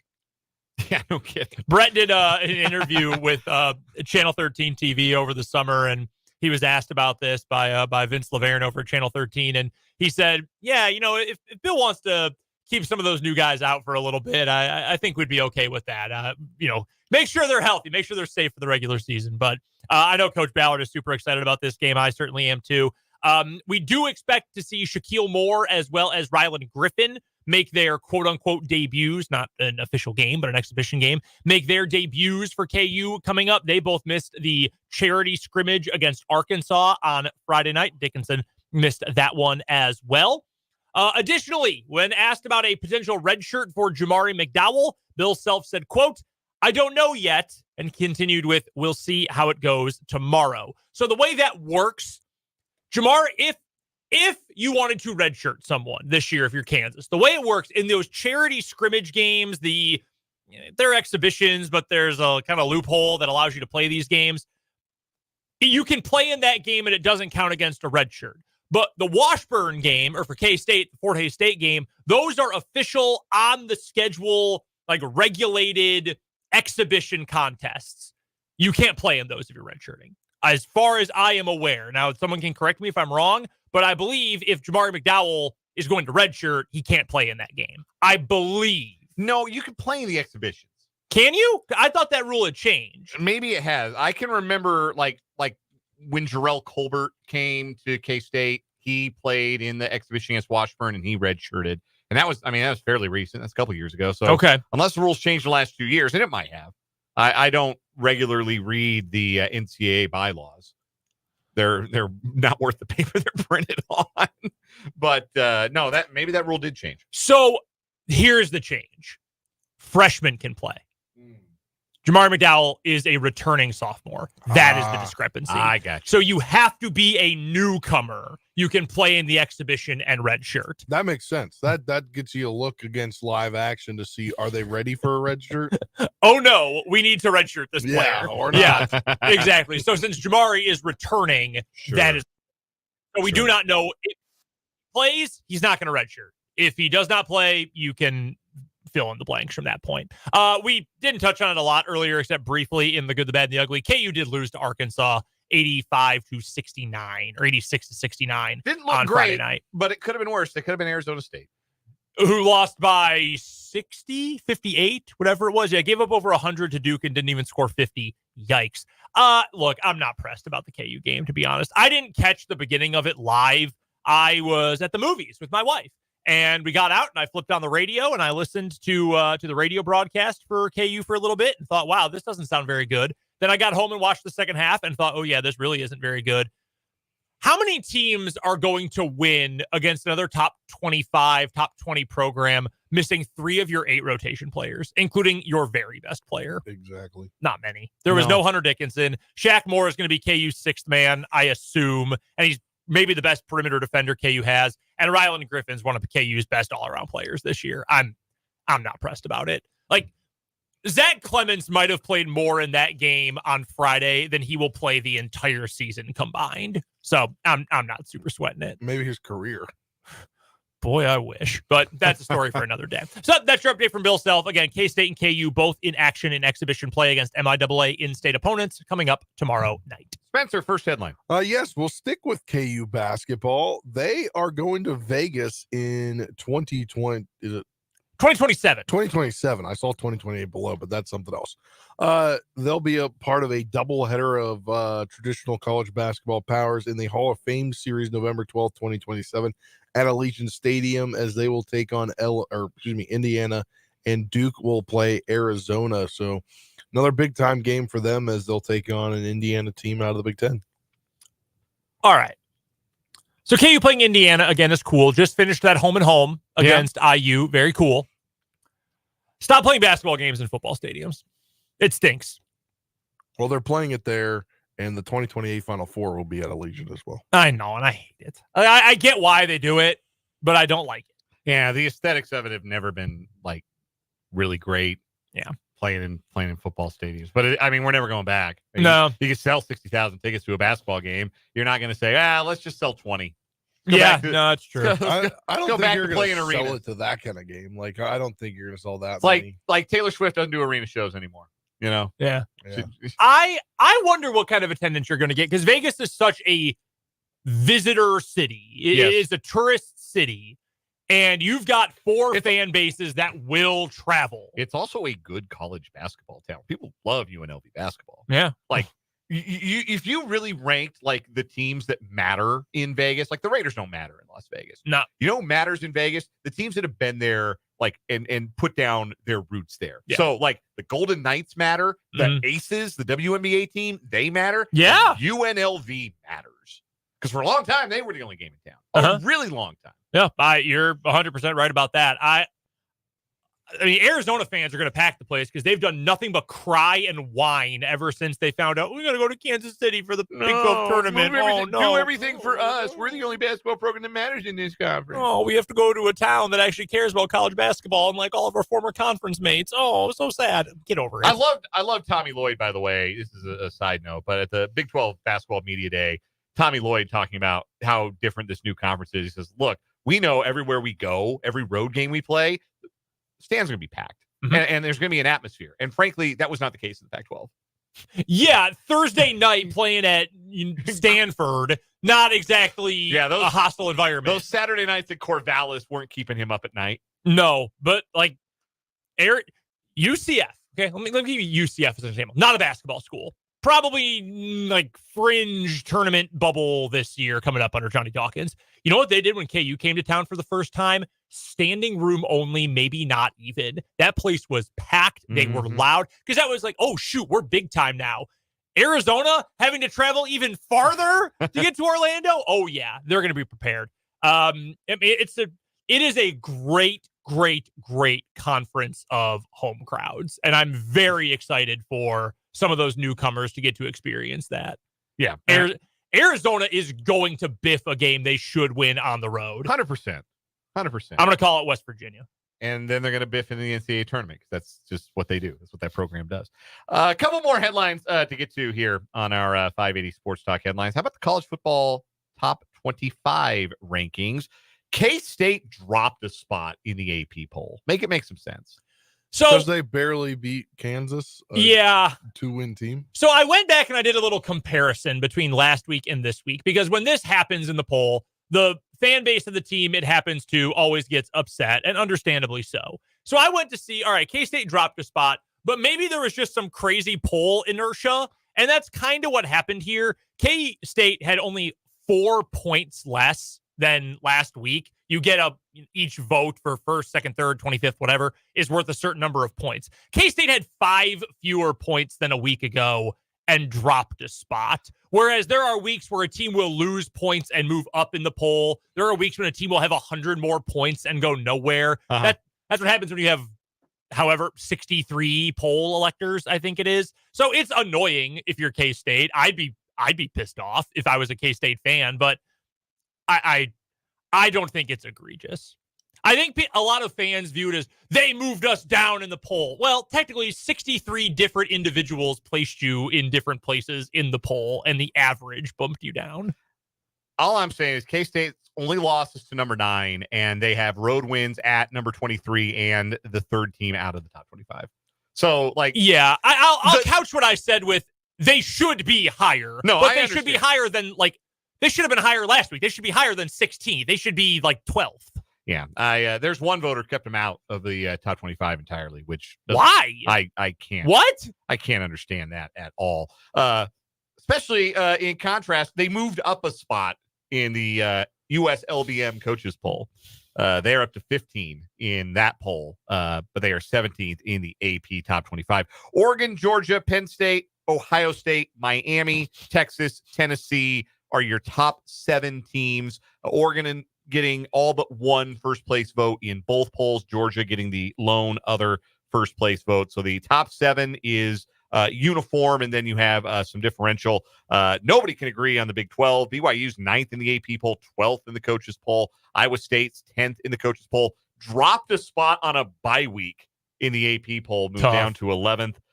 New to the poll this week in the AP poll, Washington State at 7-1. They're number 22. Colorado into the AP top 25. They are 23rd. That is a real football team. Probably should be higher, to be honest with you. That is a real football team, and Travis Hunter looks like he is going to win the Heisman. He was the offensive player of the week in the Big 12 this week. He has already previously been the defensive player of the week in the Big 12 this week. You know, I've seen Twitter blowing up. First time that's ever happened. That's amazing. Well, yeah, he's the only guy to ever do it. Of course, like, first time. I mean, it's cool. I want to understand too how Missouri stays in the top 25. At what point this season have they looked like a top 25 football team? I would love to answer this question, Dan. Brendan? It is because people who went to the University of Missouri journalism program think that they're more powerful than God. And a sports media landscape that is full of people who went to the University of Missouri for journalism continue to vote for their alma mater. I can see that. Yeah, I mean, they are a big, huge state school. They're 23rd in the coaches poll. It's nonsense. Yeah, it's dumb. It's ridiculous. Did you see that clip of Drinkwitz talking back and forth with that Alabama player? No, I didn't see that. Yeah, going back and forth with an Alabama player, and Drinkwitz appeared to say something along the lines of, if I had my quarterback, this wouldn't be happening. I'm going to say something I'm really going to regret about Eli Drinkwitz, but I wish him nothing but misery. I'll just leave it at that. We have a text from the 785. As a Mizzou fan, you're totally right there. I had a professor, and look, I went to KU A and I went to the KU Journalism School B, so obviously I have a biased take there. I did have a professor though who had her master's from Missouri, or maybe it was her bachelor's. Either way, in journalism. She worked in newspapers for forever. And I remember her sitting down with me one time, and we went through a thing, and she told me, something I did wrong in the newspaper. Okay, great. Thanks, Jerry, for teaching me this. She goes, kids in Missouri won't listen to me. Because when I taught at my alma mater, they just believed they were right about everything. And I didn't know what to do. So I appreciate you understanding that you were wrong. And that sometimes when you're 21 and learning, you can be wrong. I was like, Jerry, I'm wrong all the time. I appreciate this. Otherwise, I'd be fired by the time I'm 23. Another text from the 785 points out that no Big Ten team in the country has a strength of schedule higher than 40th. Indiana, number 13 in the country, unbeaten. Hashtag 10 Windiana, perhaps? Hell yeah. They have the 91st strength of schedule in the country. K-State, 14th. Where is Kurt Signetti coaching next year? I don't know, but I'll look him up on Google next time. I'll tell you what.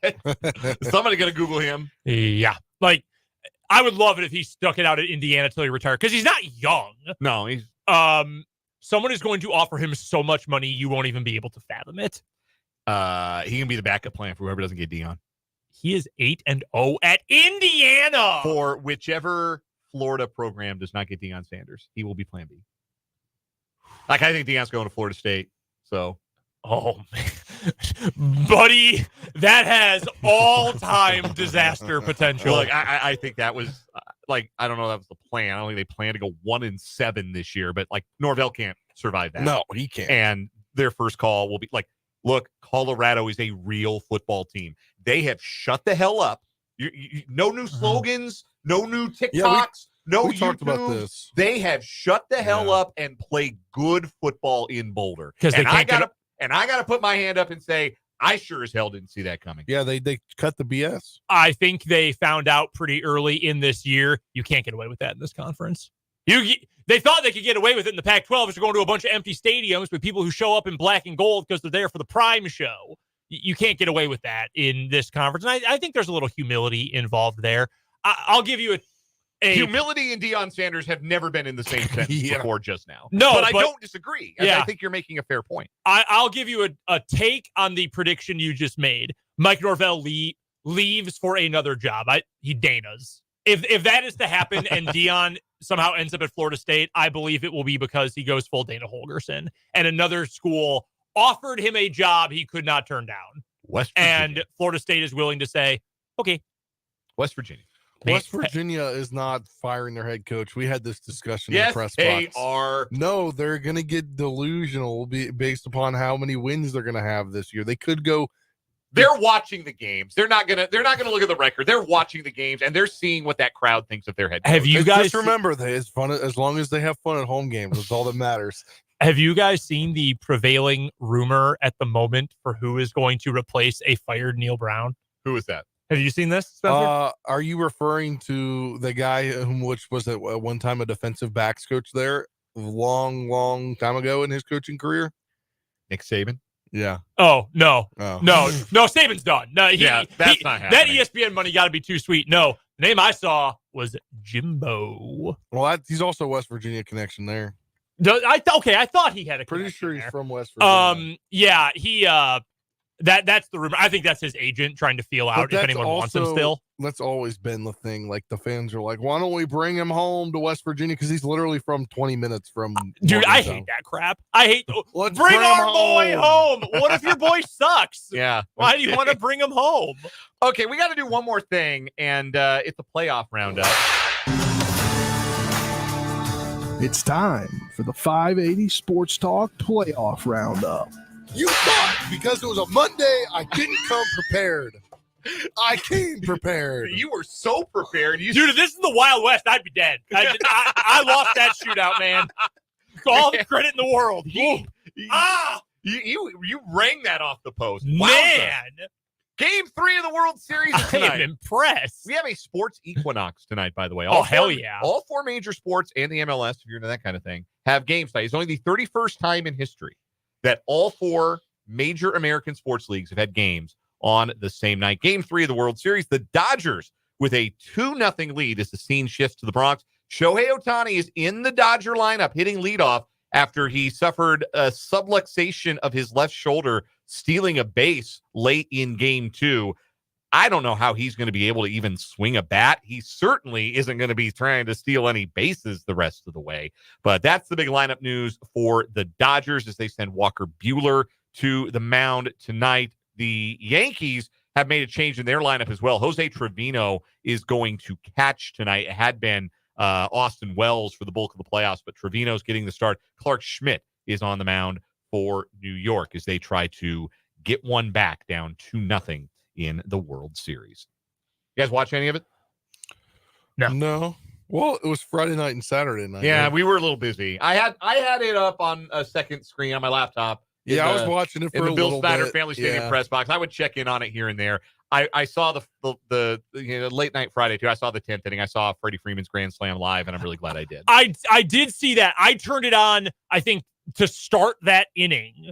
That was incredible. That is an iconic baseball moment. Like that is one our grandkids are going to be intimately familiar with, just as we are familiar with like the Bobby Thompson home run in 1951. Like we've seen that clip. 50 years from now, our grandkids will be familiar with that Freddie Freeman grand slam. No doubt about it. Were you aware that you have only one fewer hit than Aaron Judge in this World Series? I was. Guys, he is 6 for 40 in the postseason. The MVP of the American League is 6 for 40. I mean, you can't knock the choker label at this point. He's not beating the allegations. No, he's not built for this, man. Those. He is not beating the allegations. 1 for 9 with a single in the World Series through 2 games. That's tough. That is tough. And if he doesn't turn it around, they might not win a game. No, they really might not. Like the Dodgers What stars if they get swept? The Dodgers stars have been stars. That'd be awesome. If the Yankees got swept, it'd be very funny. Like it would. The way I've tried to describe it, because people don't like the Yankees and the Dodgers. I don't like either of these teams. I don't. Yeah. I am predisposed to not like both of these teams. But the Dodgers at least feel like they have a soul, if that makes sense. Mhm. I have never felt like the Yankees have had a soul. That is the most soulless franchise. That is a corporation. That is like Microsoft.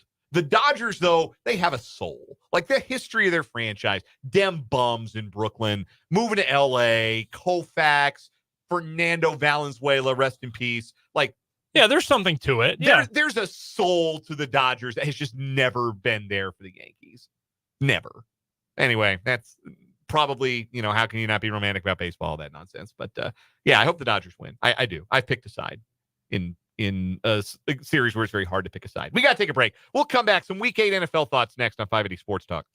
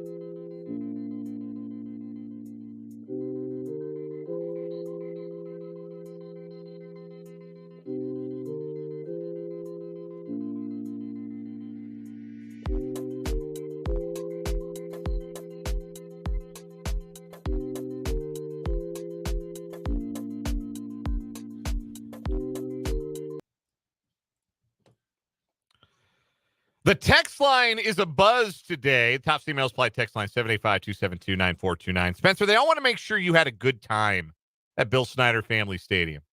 I had an amazing time. If I could, I would go to the next home game and the next home game. And I wish it was the beginning of the season again. I would love to go back and cover another game there. Yeah, covering games there is really great. But, yeah, it's pretty cool. Like, the game day experience. Yeah. Got to walk through all the tailgates and see. It was a super crowd, red hot crowd. How was the return in the third quarter of the crowd? You know, I heard somebody remark in the press box, this is as full as I've seen it for kickoff for the second half. Good. Yeah. K-State, if you don't know, Spencer. Oh, I know. I laid Marshall this out used to have this until the state made a policy where you can bring guns on campus. So now they've not allowed re-entry because it probably makes sense. Going through all the metal detectors and everything. Sure. Yeah, I think it's dumb, to be completely honest with you. Sell beer in the stadium. Yeah, our buddy. Do they not? They have a beer garden now, I think. Yeah. Our buddy John Kurtz, formerly of KMAN out in Manhattan, YouTuber extraordinaire. I remember him tweeting a couple years ago when this was a hot button topic on Twitter, like, the beanie weenies can wait. Go watch your team. And I think he's totally right about that. Yeah. And I'm sorry to you K-State lifers who feel like it's your birthright to be able to leave to have a second tailgate at halftime, but I think it's dumb. Yeah, man. Go to the game to watch the game. Yeah, watch the band. Yes. Your band is super mega award winning. Go watch it. A great band. Hang out, watch the band. Pay $12.50 for a pounder of whatever at the beer garden, and spend some money on concessions if you got to. If you're really hungry. Guys, you can enjoy an event without beer. You can. You absolutely can. We're lucky that it's just you, the three of us in this studio. Otherwise, people would pelt me with garbage right now for saying that. Week 8 of the National Football League. Give me one big takeaway from the weekend's action. We'll start with Spencer because we know what he's going to say. Go ahead.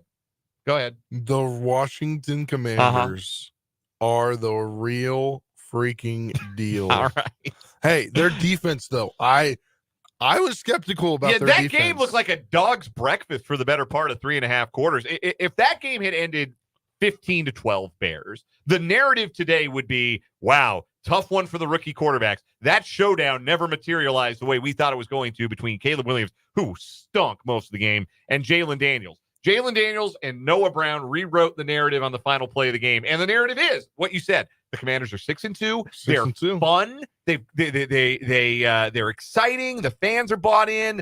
And Daniels pretty clearly looks like he's at the head of this rookie class. And clearly at the head of this rookie class, definitely ahead of Caleb Williams. And Adam Rank, you can go just go away, please. Go in a cave forever.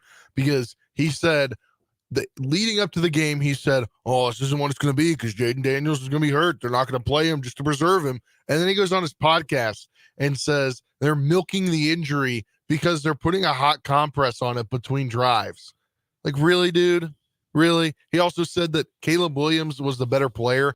Watch the game when it's not all about stats. I'm like, Spencer, I'm going to give you a piece of life advice. It has made my life measurably better for the last about 8 years or so. Block him on Twitter and never think about him again. I'm glad I'm not the only one. No, like the guy. Dirtbag person. Yeah, no. It just hit that block button. I know Elon's trying to get rid of it. You just hit that block button. My life so much more improved. Brendan, what's your biggest takeaway from week 8? Oh man, my biggest takeaway from week 8. I will give you a game we talked about a little bit with Matt Verderame. I think the Eagles have started to figure it out a little bit. Now, the Bengals defense is bad. We know that. But they really had to win that game. And I thought Burrow was fine. But the Eagles really, it was closer than 37-17. They really piled it on late. But I think the Eagles have kind of figured out what they need to do to win and be at their best. I think Kellen Moore has gotten a little something more out of Jalen Hurts. I'm not a huge fan of either Kellen Moore or Jalen Hurts, but I think the two of them are starting to mesh. I still think Nick Sirianni is going to hold that team back in the end, but with a healthy A.J. Brown, healthy Devontae Smith, their offensive line is playing well. That offense is really starting to click, and the draft picks that they made for their secondary, like Cooper DeJean, is really good, even as a rookie slot corner. I think the Eagles are back to being dangerous. I'm not going to make them a favorite to win their division or to win a lot in the playoffs, but I think they are back to being one of the better teams in the NFC. This is kind of a weekend that I think really re-emphasized the teams that are serious in terms of just like reaching the playoffs or making a push, and the teams that you can just stop thinking about. Like, don't think about the Dolphins.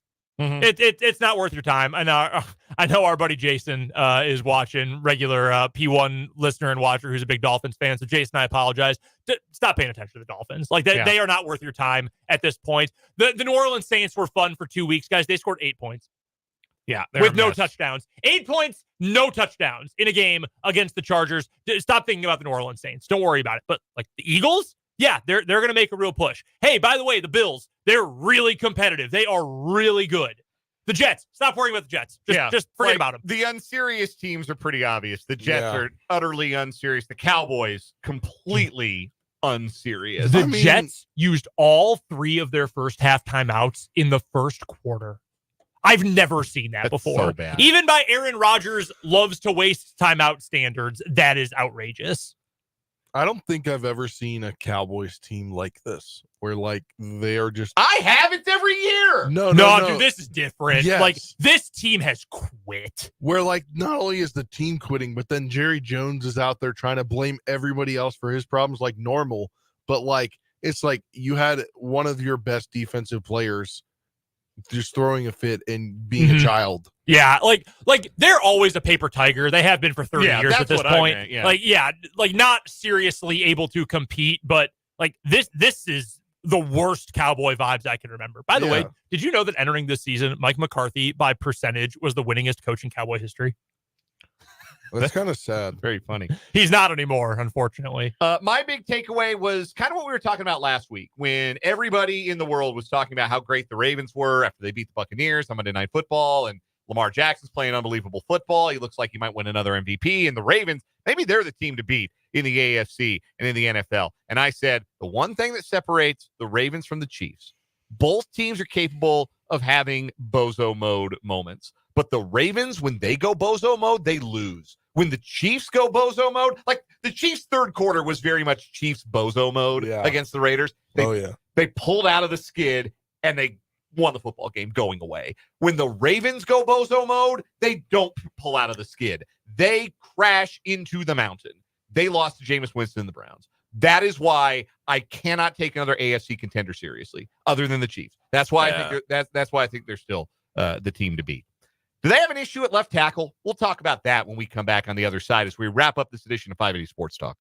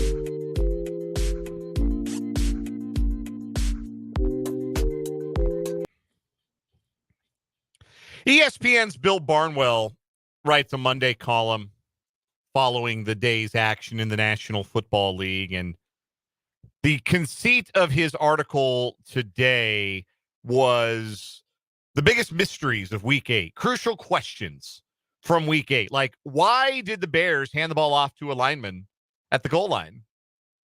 Or why couldn't the Seahawks get out of their own way? Why did they get inside the 5 twice and get a total of 3 points in a game they ended up losing by 1 billion? His big question from the Chiefs game was, why are the Chiefs still playing Wanya Morris? And he pointed out that while Morris hasn't played well, like the grading systems haven't liked him, he's at least been able to avoid being penalized. Well, that was not the case yesterday. He had 3 penalties. He had a hands to the face that got declined. He had 3 holding penalties. He got penalized 4 times. And 1 got picked up. And Max Crosby beat him like a rented mule. And the drive where the Chiefs turned the ball over, they were pinned at their own 2-yard line, was largely Morris's fault. And Morris is the one that got beat by Kayvon Chason late in the first half on the play where Mahomes got tackled from behind and came up gimpy. Mm-hmm. And so that was the biggest thing for Barnwell, is like, look, if you're putting your quarterback in danger, then you got to make a change. But this is what Barnwell wrote. The vast majority of the decisions the Chiefs have made since their loss in Super Bowl 55 to the Buccaneers have been about prioritizing protecting Mahomes. The one glaring exception to that rule is how they've handled left tackle this season. Donovan Smith is still a free agent. While it's unclear whether he's in game shape, it's still shocking to me the Chiefs haven't brought him back. It's clear they don't yet trust Kingsley Suamataia, and I'm not sure they should trust Morris. And while they keep winning with what feels like B- performances given their talent each week, I don't want to see them try to keep that up without Mahomes under center. He's right about that last part. You've got to keep Mahomes upright. You've got to keep him healthy. I don't know what to make of the left tackle situation, to be completely honest with you, because I felt like if Suamataia were showing progress, they would have stuck him back out there by now. I think you're probably right about that. I think there's still too long of a way to go with him. I don't think Wanya Morris is playing all that well. Here's the problem with the Donovan Smith thing. Guys, he's not good. Like, I don't know why we look back at the first 2/3 of last season with such rose-colored glasses. Like, he wasn't very good. No. He's slow. He's less mobile than both guys they have right now. Committed a bunch of penalties. Yeah, I actively don't want Donovan Smith. He's a name. He's more name recognition than he is production, and I don't think the Chiefs need that at this point. Now, does that solve the problem? No, it does not. But I also don't think he is a functional solution to the problem. Guys at that age, at that position, aren't usually great right off the street, unless you're Jason Peters, who's ageless. Take 8 weeks off. I just don't. I don't see how that's gonna fix the problem. The problem is gonna be fixed by getting either a second-year guy to improve or plugging a rookie back in and hoping they improve. Like, that's the lot they've cast. Yeah. How big a problem that is, we'll discuss that a little bit more on tomorrow's show when we got a little bit more room to stretch our legs on that. But right now, we're going to take one final break, come back with a final word on 580 Sports Talk.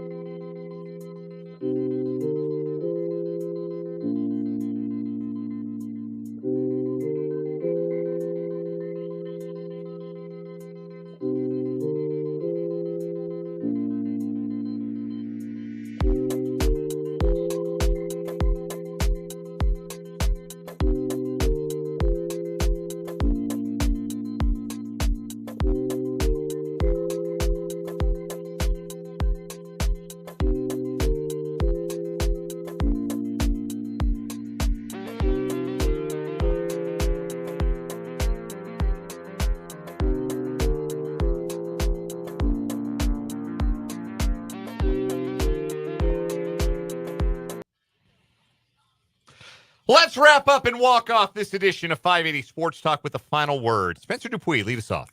I don't know this feeling, guys.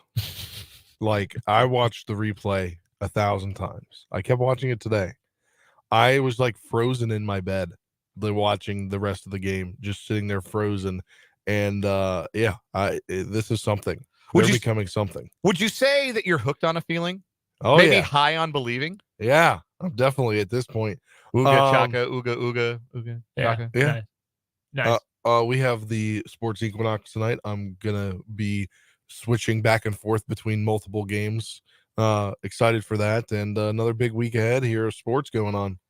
Brendan Dworzinski, final word. Sunflower Showdown sucked. I know a lot of people who are K-State fans, and a lot of you are K-State fans, and I'm happy for you because I'm sure you were very excited. But I would like KU to win at some point, and then they fumbled and walked out of bounds at the 1 yard line on a kickoff and dropped a wide open touchdown pass, and it was the same story as it has been for over a decade and a half at this point, and it sucked. Final word for me is I agree. Glad you guys had fun. It was a great atmosphere. Yeah. Incredible atmosphere for football. You know, I'm Switzerland, brother. I know you both, and from a neutral perspective, time of your lives, I bet. Game rock. Final word for me. I agree with Matt Verderam's perspective when he joined us in the 3 o'clock hour. The Chiefs have the best defense in football. And the reason they have the best defense in football is because they always stand up and make the play and get the stop and get off the field when it has to happen. They're there. And it's somebody new making plays. They've got playmakers all over the field. It's not just one guy that they lean on to get it done. They are playing at a really high level right now. We are used to the Chiefs stumbling at times, and they haven't been flawless by any means. I wouldn't agree with Bill Barnwell that they played B- football or had B- performances. I thought yesterday was probably a solid B+ all the way around. Hasn't been perfect, but their record is 7-0. That's because they're the best team in football, and winners win, and that's who the Chiefs are. Chiefs Kingdom show's next, then Monday Night Football. We'll be back from 3 to 6 tomorrow. For Spencer and Brendan, I'm Dan saying good night for 580 Sports Talk.